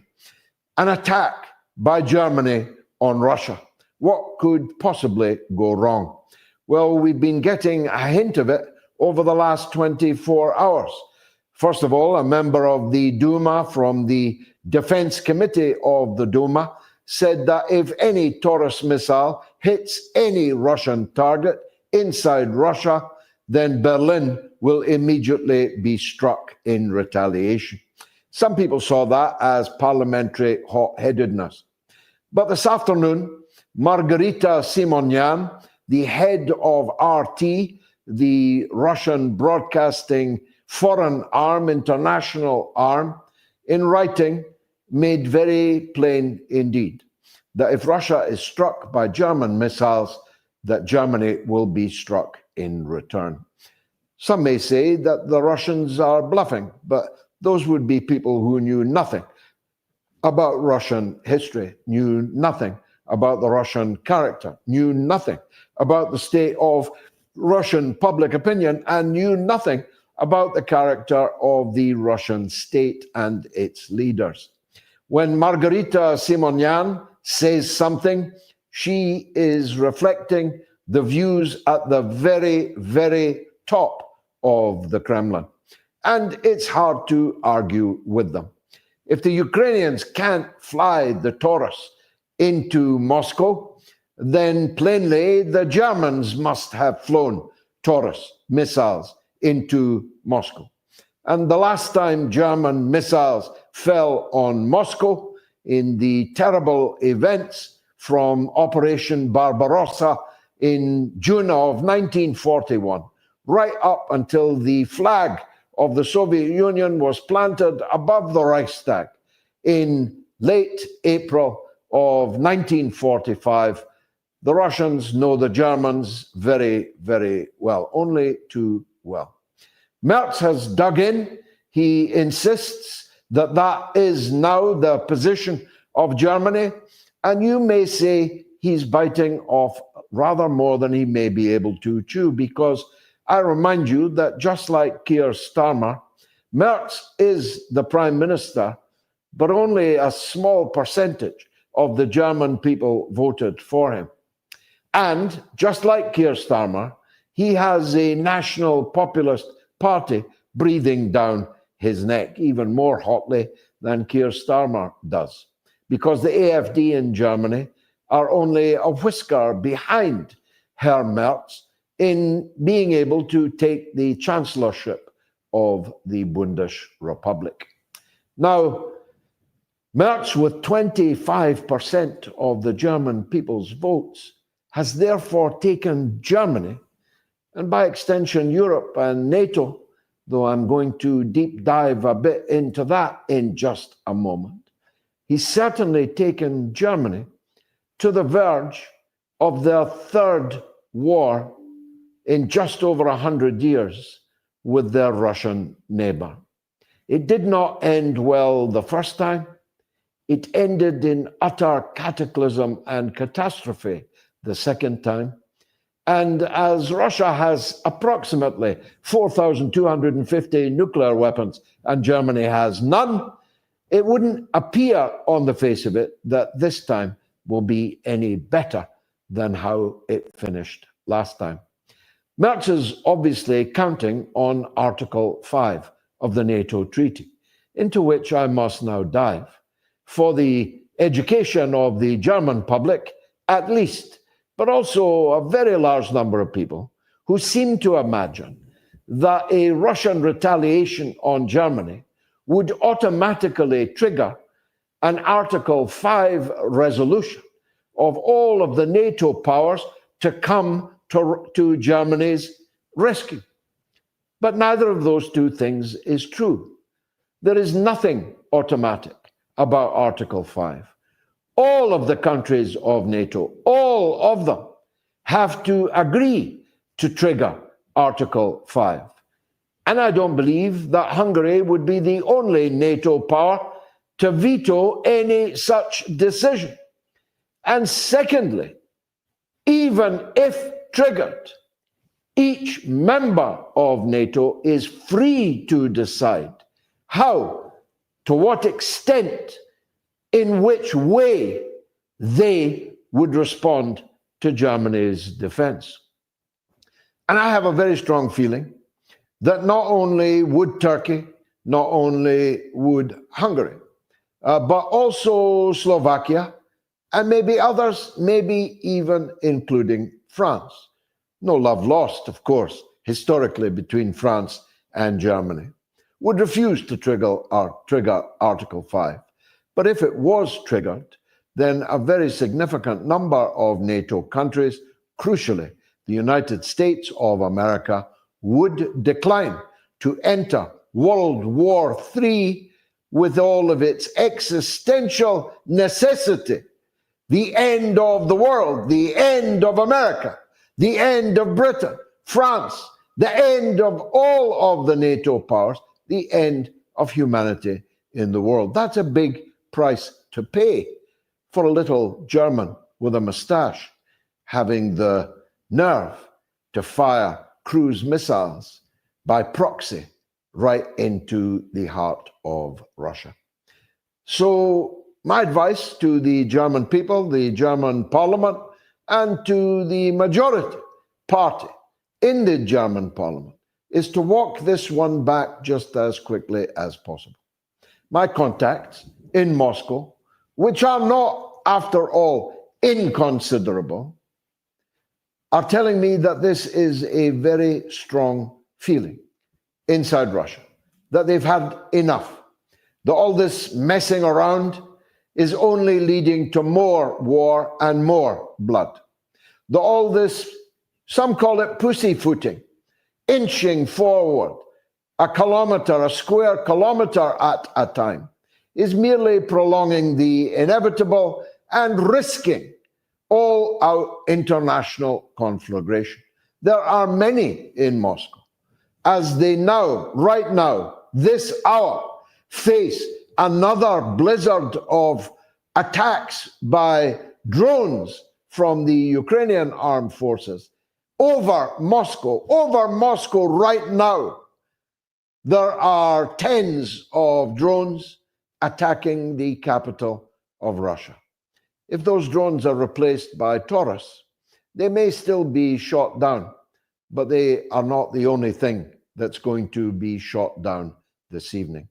What's being shot down is any belief that with the current regime in Kiev, any peace agreement is possible.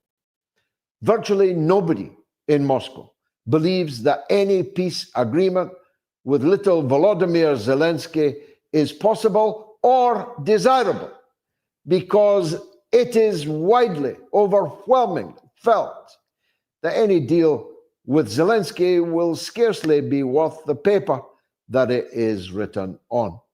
That Zelensky's only hope of remaining in office, in power, in Kiev, is to keep the atmosphere of war, the fear of war, going forever, for as long as he wants and needs it to. And so the feeling in Moscow now is that Zelensky and his clique must go, that there must be an entirely new government in Kiev with an entirely new attitude, both towards their east and towards their west. And so the goals of the special military operation, as the Russians call it, war aims, as I call it, are steadily escalating. The buffer zone that Russia has declared it intends to have around the entirety of the east and the north and south of Ukraine can only be more and more ambitious in their scope. Already, Russia is planning to take Kharkov. It's planning to take Odessa. It's planning to blockade the sea from Zelensky, from the regime in Kiev. It's planning to advance all the way to the Dnipro. It's planning effectively to cut Ukraine in half. And then the Hungarians, the Romanians, and the Poles may very well start to claim their land and their people that would thereafter be trapped in a rump ultra-nationalist regime in Kiev. In other words, Ukraine, as we have known it, historically speaking, briefly, may not soon exist. And if the Germans want to have a go, if they think they're hard enough, I caution them against it. I advise them to watch some of the excellent documentaries on Netflix. Other platforms are available to see what happened when Germany last invaded Russia, to see what happened the last time panzers were on the Ukrainian steppe, to see what happened at Stalingrad, at Kursk, at the gates of Moscow, at the gates of Leningrad. I advise them to watch these documentaries and to watch them all the way to the end. Now, just before I came on air, Donald Trump said in a press conference that he had warned Netanyahu, he used the word, warned Netanyahu not to strike Iran. Presumably because he's hopeful still that the now fifth round of negotiations on the nuclear question between the United States and Iran are likely to bear fruit. and that the problem can be resolved without war. Now, I said at length on Wednesday, I won't repeat it, but watch it if you haven't seen it, what the consequences would be of a unilateral, independent attack by Netanyahu on the Islamic Republic of Iran. They bear listening to because they are extremely important. If the United States is not going to attack Iran, what chance is there that the United States will intervene to save Israel from an attack on Iran, against which President Trump has warned? He also said that we are getting food to the people of Gaza. Well, up to a point, Lord Copper. No, he's not. The dried food, which is being delivered in tiny quantities compared to the food needs of more than 2.25 million people. Dried food is no use if you don't have water. Dried food is no use if you don't have power to cook. Dried food for 60,000 people, leaving 2.2 million people starving, dying of famine and malnutrition, doesn't count as getting food to the people of Gaza. Today, for the umpteenth time, Hamas announced that it had agreed the terms of a permanent ceasefire with Witkoff, Donald Trump's special envoy for the Middle East, and they awaited Israel's response. So the thing is, President Trump, if your envoy has agreed a permanent ceasefire deal with the Palestinian resistance, why are you allowing Netanyahu to thumb his nose at you? Why are you allowing Israel to push America around? Wasn't making America great again your winning slogan? We'll be talking to our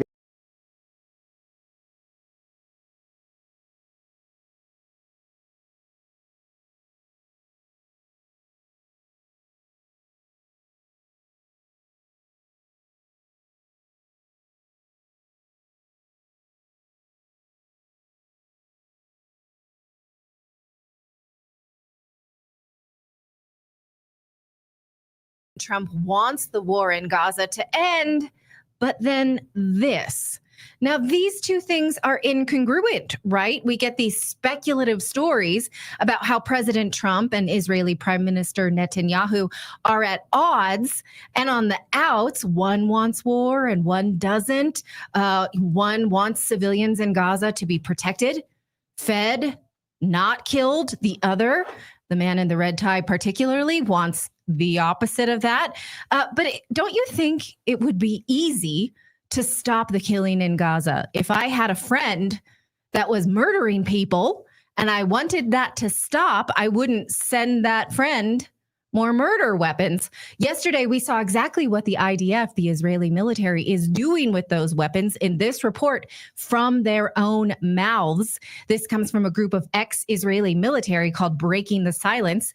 This report, called The Perimeter, published just a few weeks ago, in which they detail the systemic destruction of homes and agricultural land across the Gaza border and creating moving inland to create this expanded buffer zone.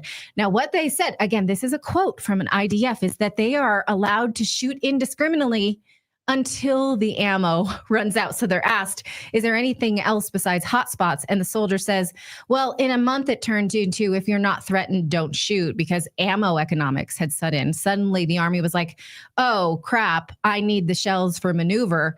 I don't think it was a moral call until the U.S. sends more. Now, recently, Dan Cohen from Uncaptured Media told the story of Israeli soldiers who were killed in demolitions because they're booby traps. It's otherwise not a war. They're like the opposite of contractors, of construction contractors going in.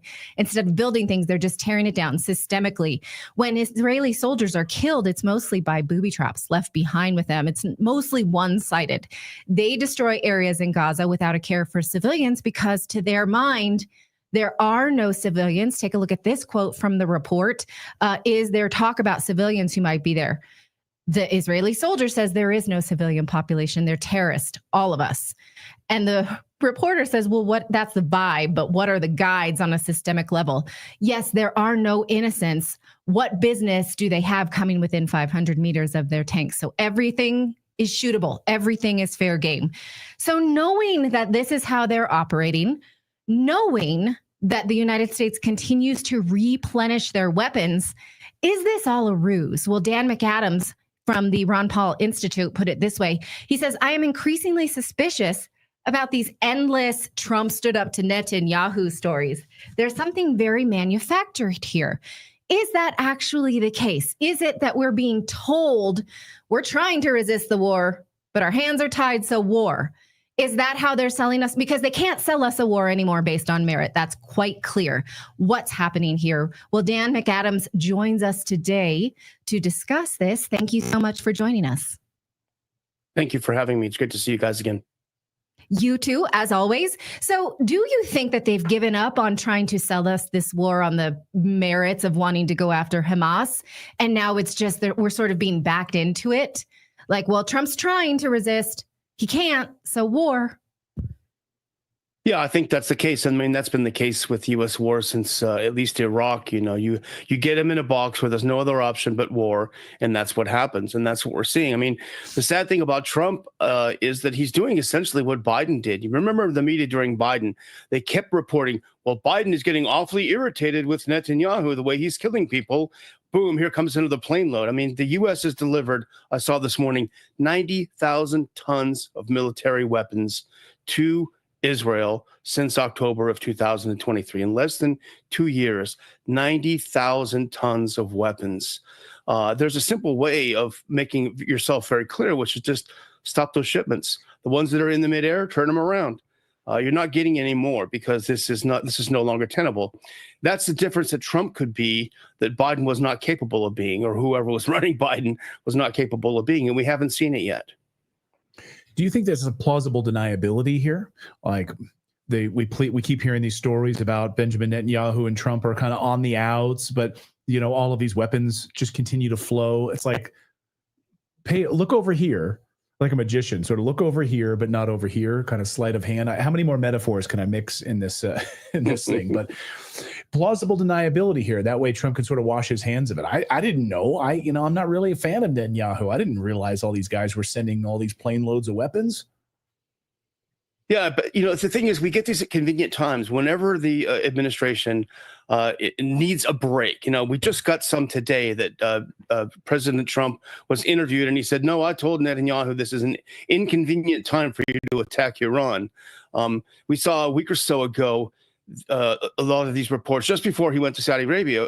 Actually, we saw those reports of them being on the outs. Now, as soon as he got back from Saudi Arabia, Netanyahu, of course, said, well, Trump called me and said that he's behind me no matter what I do, everything, you know, he's completely behind me. And Trump himself said, no, there's no rift at all. So it seems like the media is reporting these things at convenient times to the administration. To what end, though, so that we don't rise up and say this has to stop? Because it feels like I'm always fed this, oh, maybe Trump will do it himself. Maybe the Trump administration is going to do it himself. But otherwise, do you think there would be a full-on uproar? We're seeing it in universities. At least young people care. It seems certain populations care. What could we otherwise do if we weren't sort of given this like down boy? Well, the universities, they can be written off as being a bunch of radical leftists, and to a degree they are, you know, and so that doesn't hurt President Trump's base. In fact, it actually, I mean, if I were Trump, I'd pay them to be more radical, you know, break more things, you know, it benefits him. But what we're seeing actually is a rising up, quote unquote, of especially young conservative people.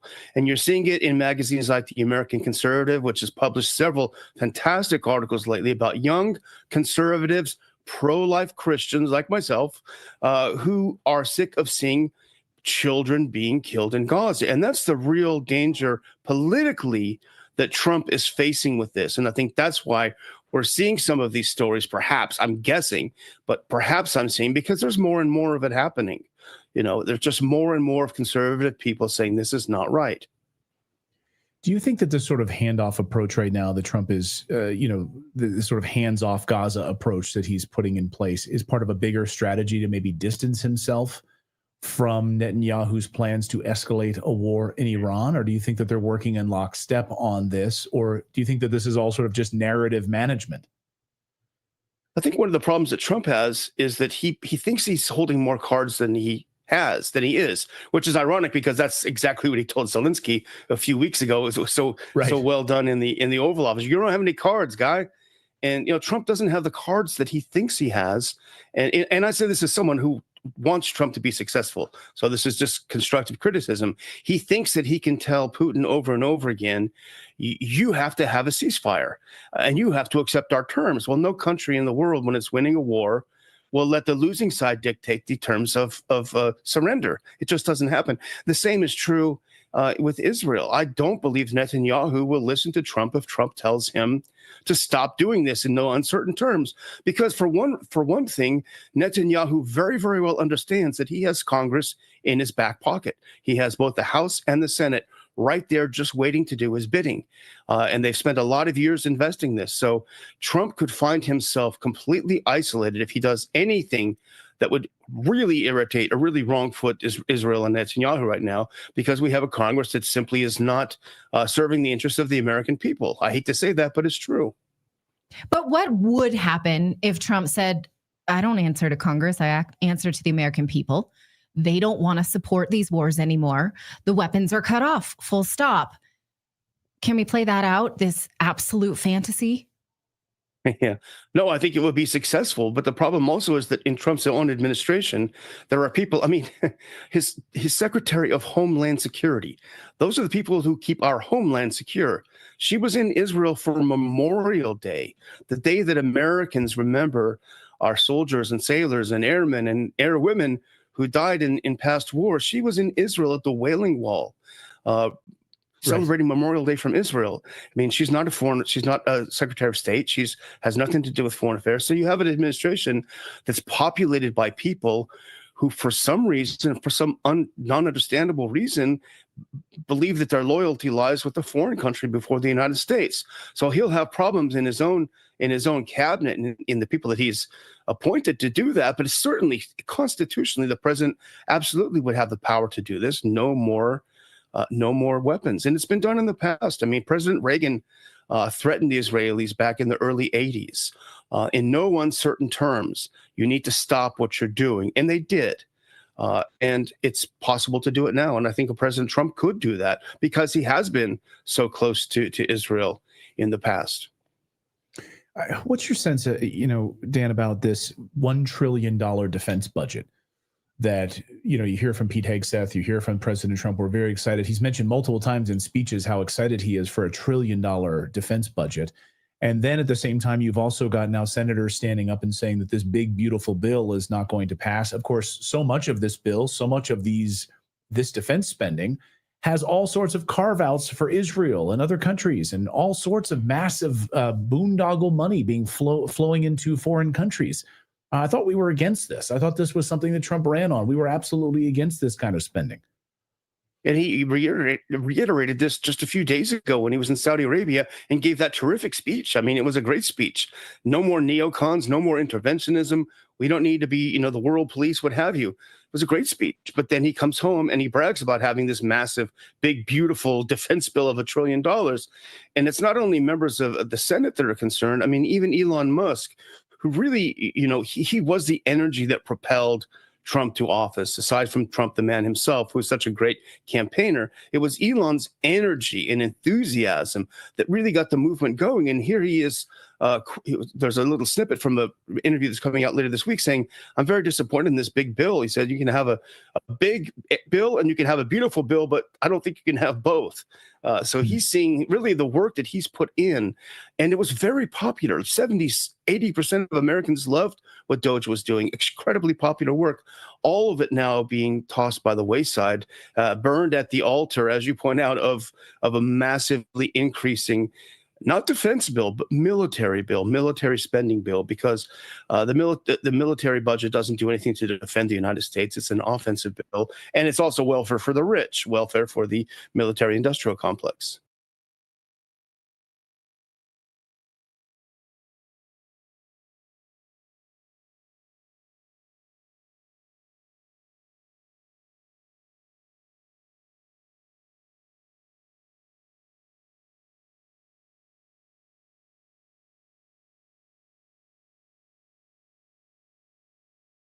Are going to be looking at some disturbing videos, strange and odd news stories, and as always, let's go ahead and get right into today's video.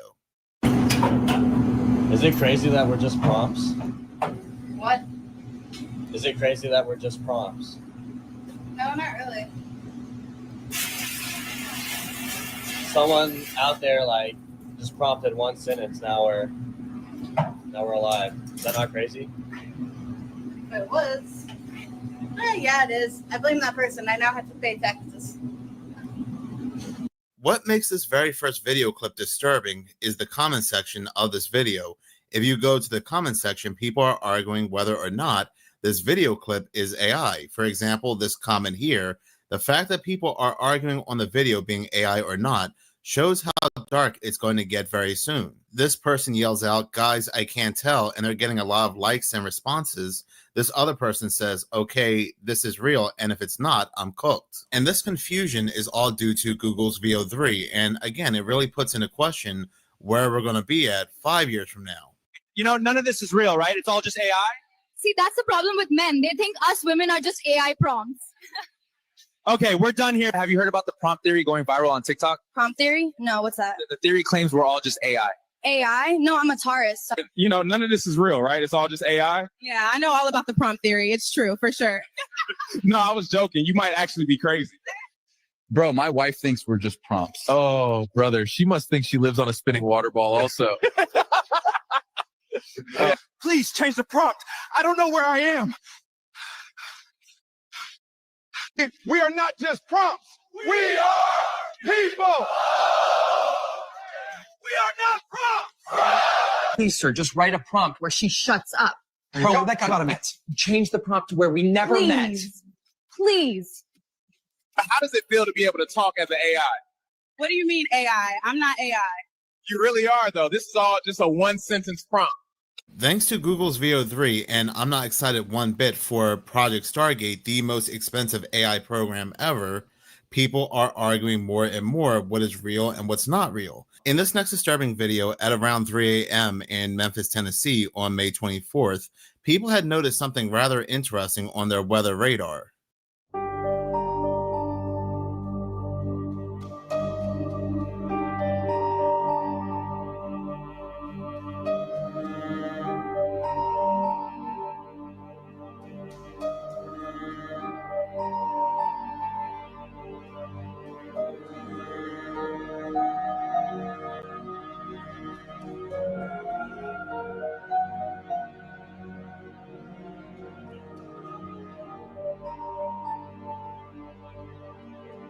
As you can see, this yellow moon type object kept appearing on this weather radar in Memphis, which looks kind of similar to what happened in Mexico right before Hurricane Beryl. Now, Hurricane Beryl was on track to hit this location in Mexico.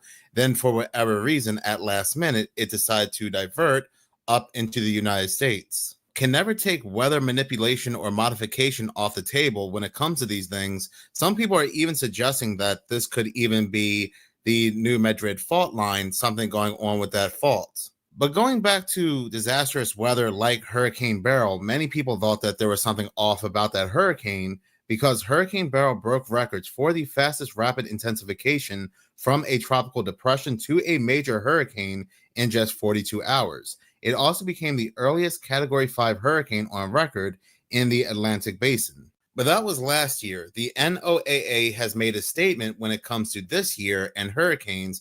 And this is actually going to go ahead and play into something I'm going to go ahead and say after I play this video clip from Zay on TikTok. So the NOAA says that we are going to have an above average hurricane season. And they say that you need to stock up on food and toilet paper and all these different things for at least the duration of the year. Yeah, like the whole entire rest of the year. Yes, this is the National Oceanic and Atmospherical Administration. Now, that means that they have seen something that they've probably not seen before or in a long time when checking out the radar as it pertains to hurricanes. And honestly, I'm not surprised because guess what, y'all? The Bible says that in the last days that these weather catastrophes will be in diverse places and it will intensify and have more frequency. So it'll be more frequent and more intense. And as the years have been going on and as we have been approaching the time of the end, we have seen hottest summers on record or coldest winters on record or most tornadoes on record or most earthquakes on record and all these different things. This is not me trying to scare you. I'm just relaying news that you probably would not have researched on your own. And so if you live in these, and it doesn't even matter at this point because it seems like bad catastrophes are going to happen in diverse places anyway. But if you happen to live in these areas, like the Louisianas, the Floridas, if you happen to live in those areas where hurricanes, they hit and they hit hard, I would go and do your own research about what the NOAA is saying about this hurricane season, because it's going to be the worst on record. And so I'm just saying, I'm just the messenger, okay?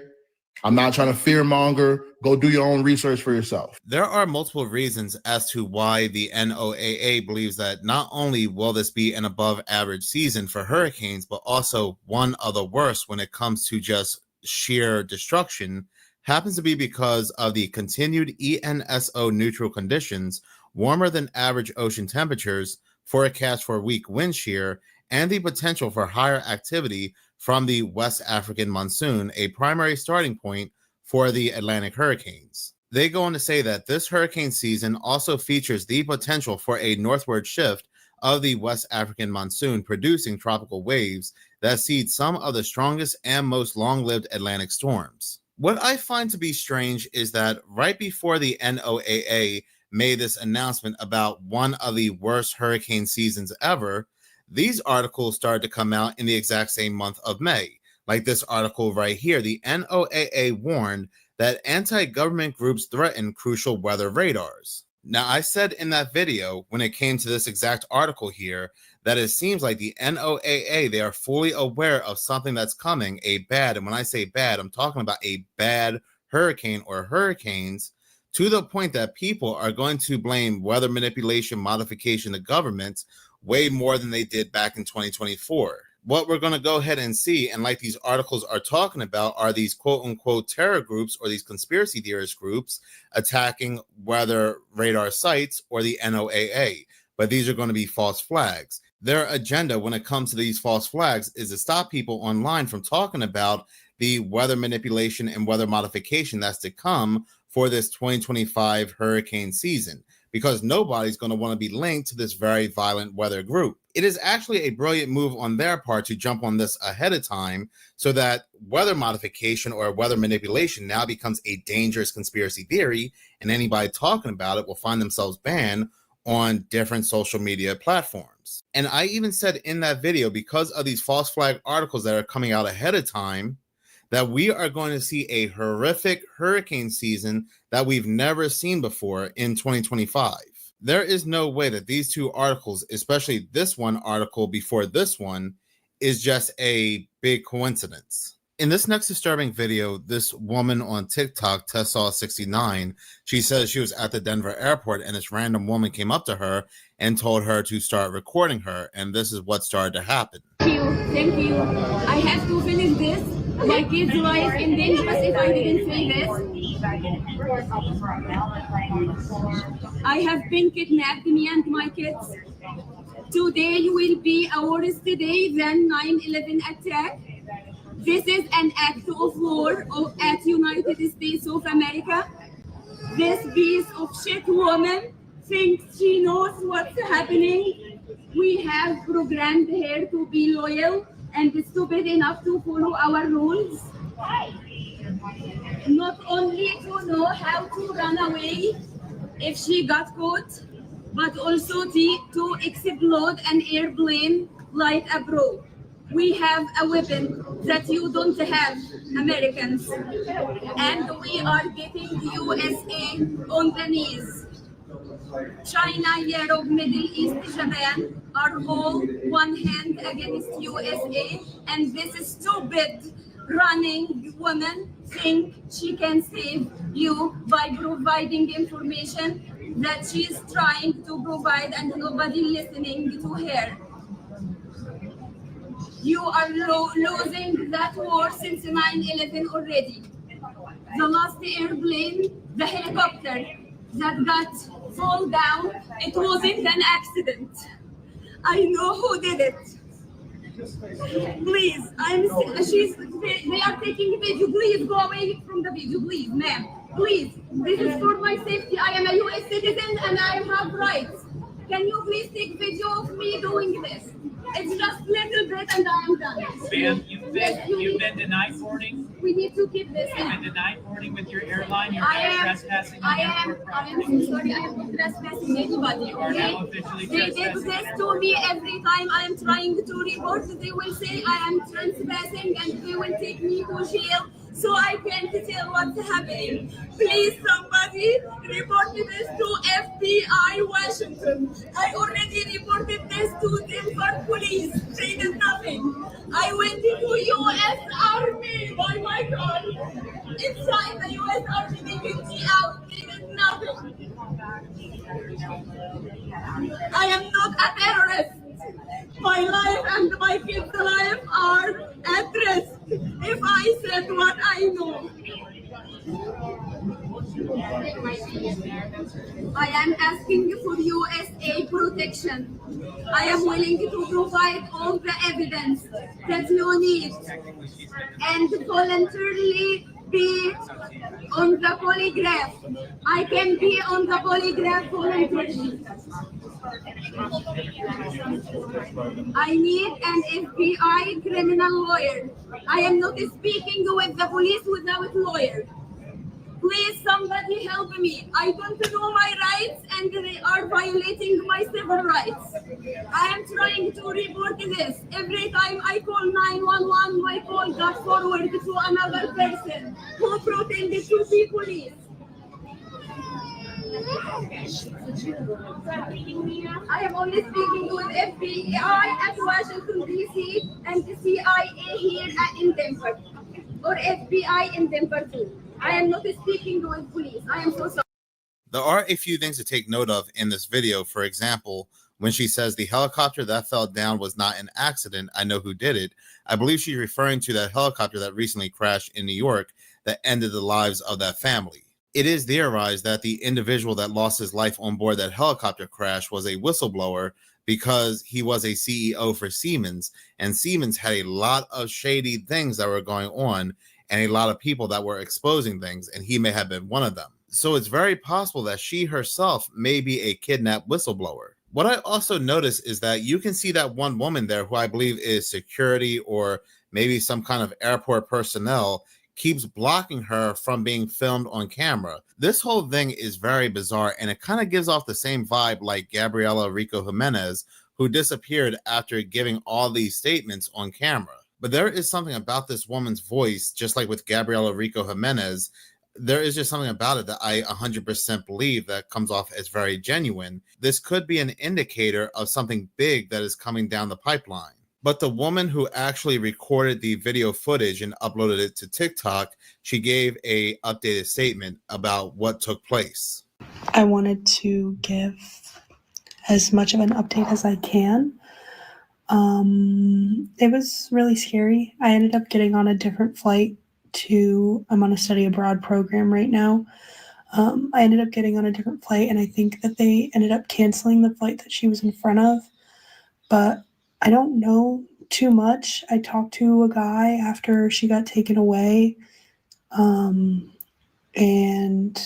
I guess I should start with what happened after that. Basically, she had 2 kids there, both like under the age of 7, who someone working was like taking care of, and that's like the crying that you can hear in the background of that video.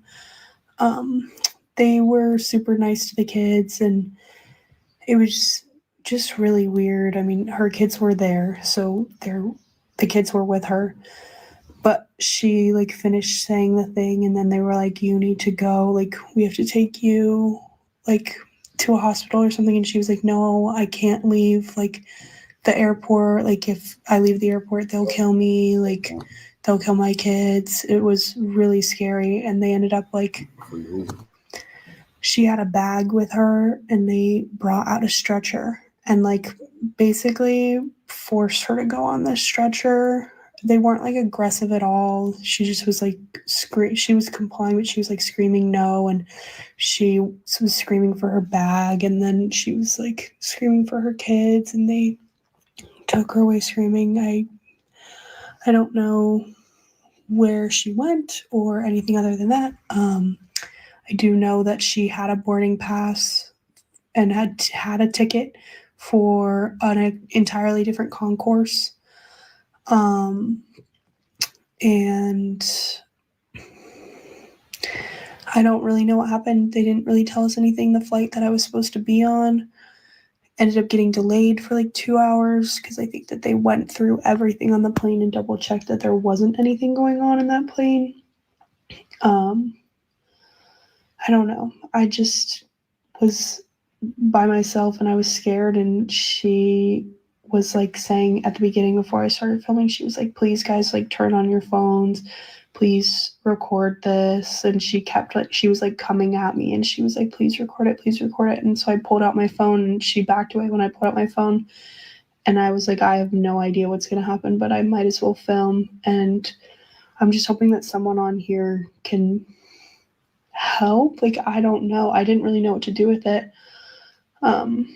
I felt kind of weird posting it on TikTok, but I figured someone on here might be able to help her. But that's all I know right now. I think if anything else comes to me, I will let you know. But yeah, she did have her kids with her, and I just don't really know what happened. She just got dragged away screaming on a stretcher. Yeah. When she mentioned hospital, I really got a bad feeling in my stomach, because for those that have been subscribed to this channel for quite some time now, you'll know I've done plenty of videos on people who have gone berserk in either airports or airplanes, and they've always been taken away to a very mysterious hospital, a unnamed hospital. So this is definitely going to be a story I'm going to go ahead and keep updated on, and any updates that do come out, I will keep you all updated. So this all went down at the very mysterious Denver International Airport.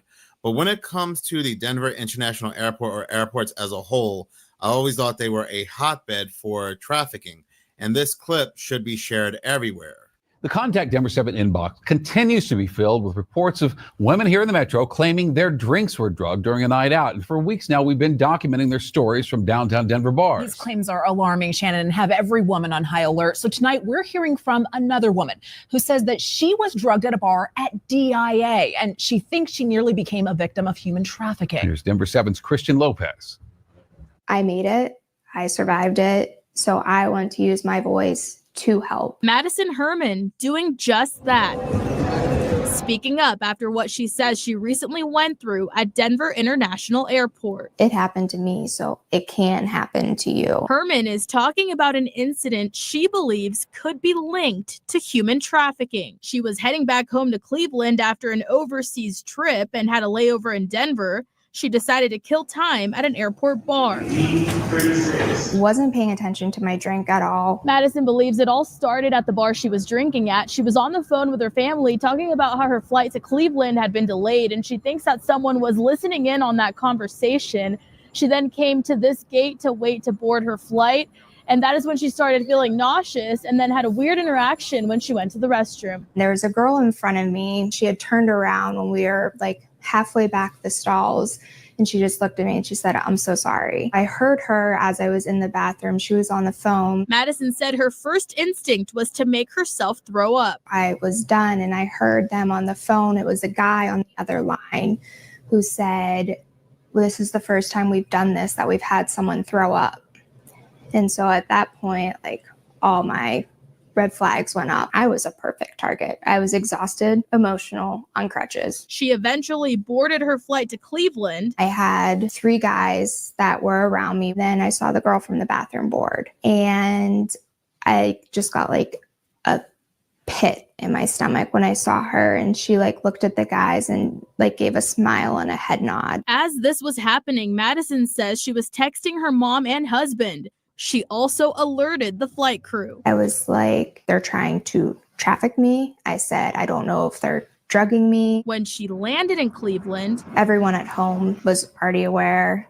United was aware. And then Cleveland Airport Police were aware. So I had the escorts to get off of the flight. Madison tells us the people she believes were involved were not questioned or followed when she arrived, telling us she thinks her claims were not taken seriously, not until she went and got a drug test. We had gone to the ER just to make sure everything was okay, and that is where my urine toxicology came back positive for benzos. Benzos, or benzodiazepines, a type of drug she's not currently prescribed that handles severe anxiety. Madison said once she had that proof, officials became more involved, saying she received a call Monday from the FBI Cleveland office saying they're investigating. We reached out to the FBI to confirm that. The agency said they are aware of this case, but they can't confirm nor deny if they're investigating due to their policy. In Denver, Christian Lopez, Denver 7. And Christian's been on the story since we first received messages about it in our Contact Denver 7 inbox. And she will continue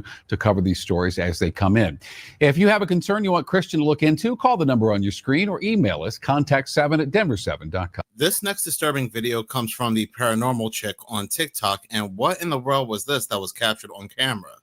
The following home security footage comes from a woman who just wants help identifying what happened over her home. It was a typical afternoon. Rain had just stopped when suddenly she said it sounded like a sonic boom went off and then these flashes of lights. And this is what they captured on the home security camera.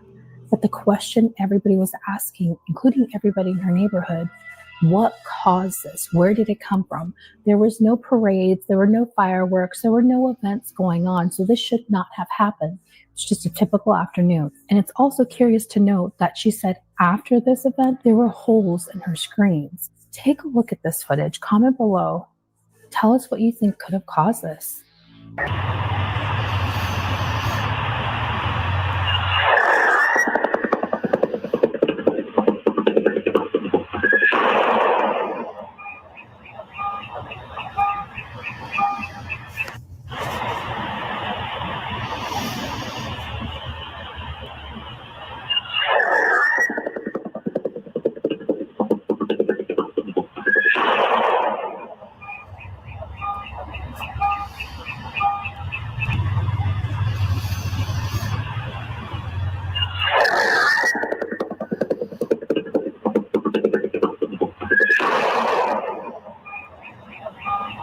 Now, I have absolutely no idea what that could be. At first, I thought maybe it could be some kind of low-flying helicopter, but those sounds were very bizarre, and the details of it make it even more bizarre. If anybody has any details as to what that could be, please do go ahead and comment below.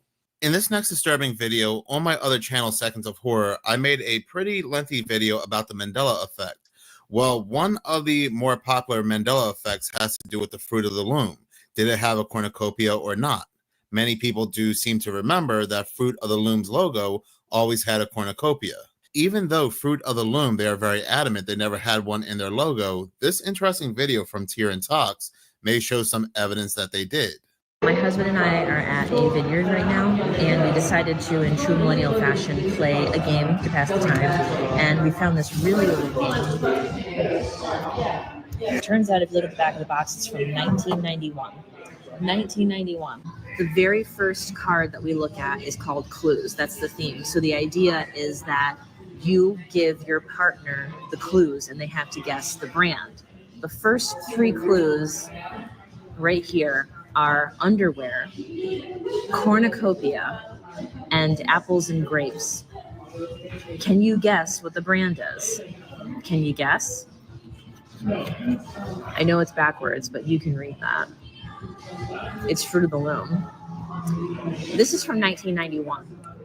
That proves that there was always a cornucopia in the Fruit of the Loom logo as far back as 1991. There was always a cornucopia. Fruit of the Loom not having a cornucopia is one of the best examples of the Mandela effect, to the point that someone is actually risked being sued.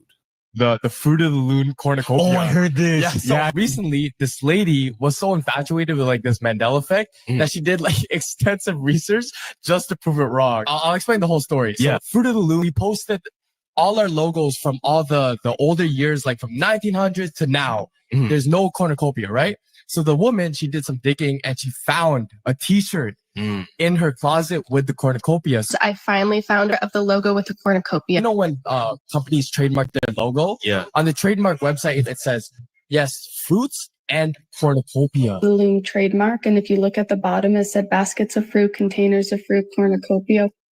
So she did more research. It's that Fruit of the Loom was actually inspired by an album cover. Oh shit, what's it? She emailed the producer. She said, did you inspire Fruit of the Loom? She got an email back. She said, yes, we did. They actually reached out to us to get inspiration from our logo so we couldn't sue them. Word. Yeah. To the son of the artist who created the art for the album cover. The son responded, making it very clear that Fruit of the Loom was in fact inspired by Fruit of the Loom and the cornucopia was part of its logo. So what she's doing right now, she's making shirts with the Fruit of the Loom logo and the cornucopia. Yeah.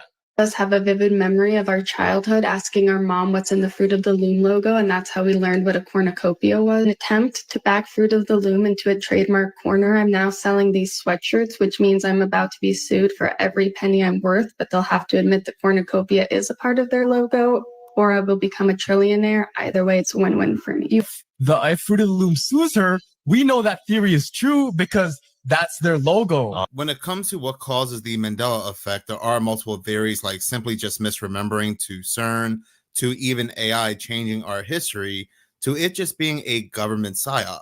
Now, the term or the phrase the Mandela effect was first coined back in 2009, which is interesting because CERN first initiated the Large Hadron Collider in 2008. The first beam was successfully steered around the LHC's 27-kilometer tunnel on September 10th, 2008, and this would bring in a new era of scientific discovery. There is also something else I do want to go ahead and talk about, and this video comes from the Damn It Man. I was receiving multiple comments telling me how the world was going to end on May 27th, today. Well, happy end of the world. Today is May 27th, the end of the world. Supposedly. This video is for entertainment purposes only. So the past couple months, I was going to make this video like 5 times, and I would go through it, I would shoot the video, and I would say, you know what? I don't want to do that. So I would delete the video. But then today I wake up and I'm like, oh, today's May 27th. And if you don't know what I'm talking about, this is what I'm talking about. Right here is where I would put a green screen up, but I can't do that anymore. But 10 years ago, a couple started playing at the Ouija board and became best friends with a demon named Seven. I say demon because isn't that how it always is in the movies? And the demon named Seven started giving them some crazy, crazy responses, to which they decided to start writing them down because they were so crazy. He started writing everything down. And one of the craziest things it said almost 10 years ago was that May 27th, 2025 was the end of the world. I didn't say it. The demon said it. And she repeated it on TikTok. Wait, why didn't you post this before? Why didn't you warn us? I don't know. I don't know. Maybe I was just tired of all the end of the world. And I really didn't put much credit to this. But needless to say, today is the end of the world. So let's make a good day out of it, all right? But remember, before you go out there and call your ex-boyfriend or run up debt on your credit cards, every single time that we've said that's the end of the world, the next day, we had to go to work. Damn it, man. So I was dismissing those comments because we always see this, that the world is going to end on such and such a date, and it doesn't. And this is something I've been talking about for quite some time now, is not the date set when the world is going to end, because nobody knows the exact time, hour, or day when the world will end. Will there be signs? Yes, but we'll never know the exact date. When we start spreading that such and such is going to happen on such and such a date, and it never does, Then we start to see these comments come from people to give us pushback by saying that, see, nothing happens. Nothing ever happens. We always say something's going to happen, but it never happens, even though something happens all the time. I feel like some people slept through the whole C-19, the whole jabs ordeal, these whole crazy weather events, and all these plane issues and so forth. Things always do happen, but again, when we talk about actual stuff that may happen down the pipeline because we see all these signs, and even when we're not date setting, again, we're going to get that pushback of nothing ever happens because you told us the world was going to end on such and such a date, and it did not. And we should especially not be getting our information from a person that's getting their information from an Ouija board, because they are speaking to very dark entities, and these dark entities are liars. So again, we have to stop date setting, and never once on this channel will you ever hear me say that the world will end on such and such a date. But outside of that, things really do feel off. They feel very strange. This next video comes from the official Truth Zone on TikTok. Okay, guys, is it just me, or does everything feel weird? Like, I can't be the only one that feels like this. I'm out walking my dog right now, and I just began to wonder and think, that how are we already halfway through the current year? That doesn't even make much sense at all. Like, how are we already halfway through the current year? Everything just feels weird. Everything just feels off. People don't even feel the same. Like, nobody really feels the same. Like, am I the only one that feels like this? I can't be the only one that feels like this. Again, just bear with me. I'm walking my dog. So, yeah. But everything just feels bizarre. Like, I can't put my finger on it. It's just like the weather seems confused. Animals seem confused. Like, I don't really know what more to add to any of that. It's just everything feels fake. But in any case, thank you so much for watching. If you like this channel and you want to see more, please subscribe. If you're already subscribed, please like, as any engagement does help the channel grow. Cool. What are they afraid of indeed? We are going to be looking at some disturbing videos, strange and odd news stories, and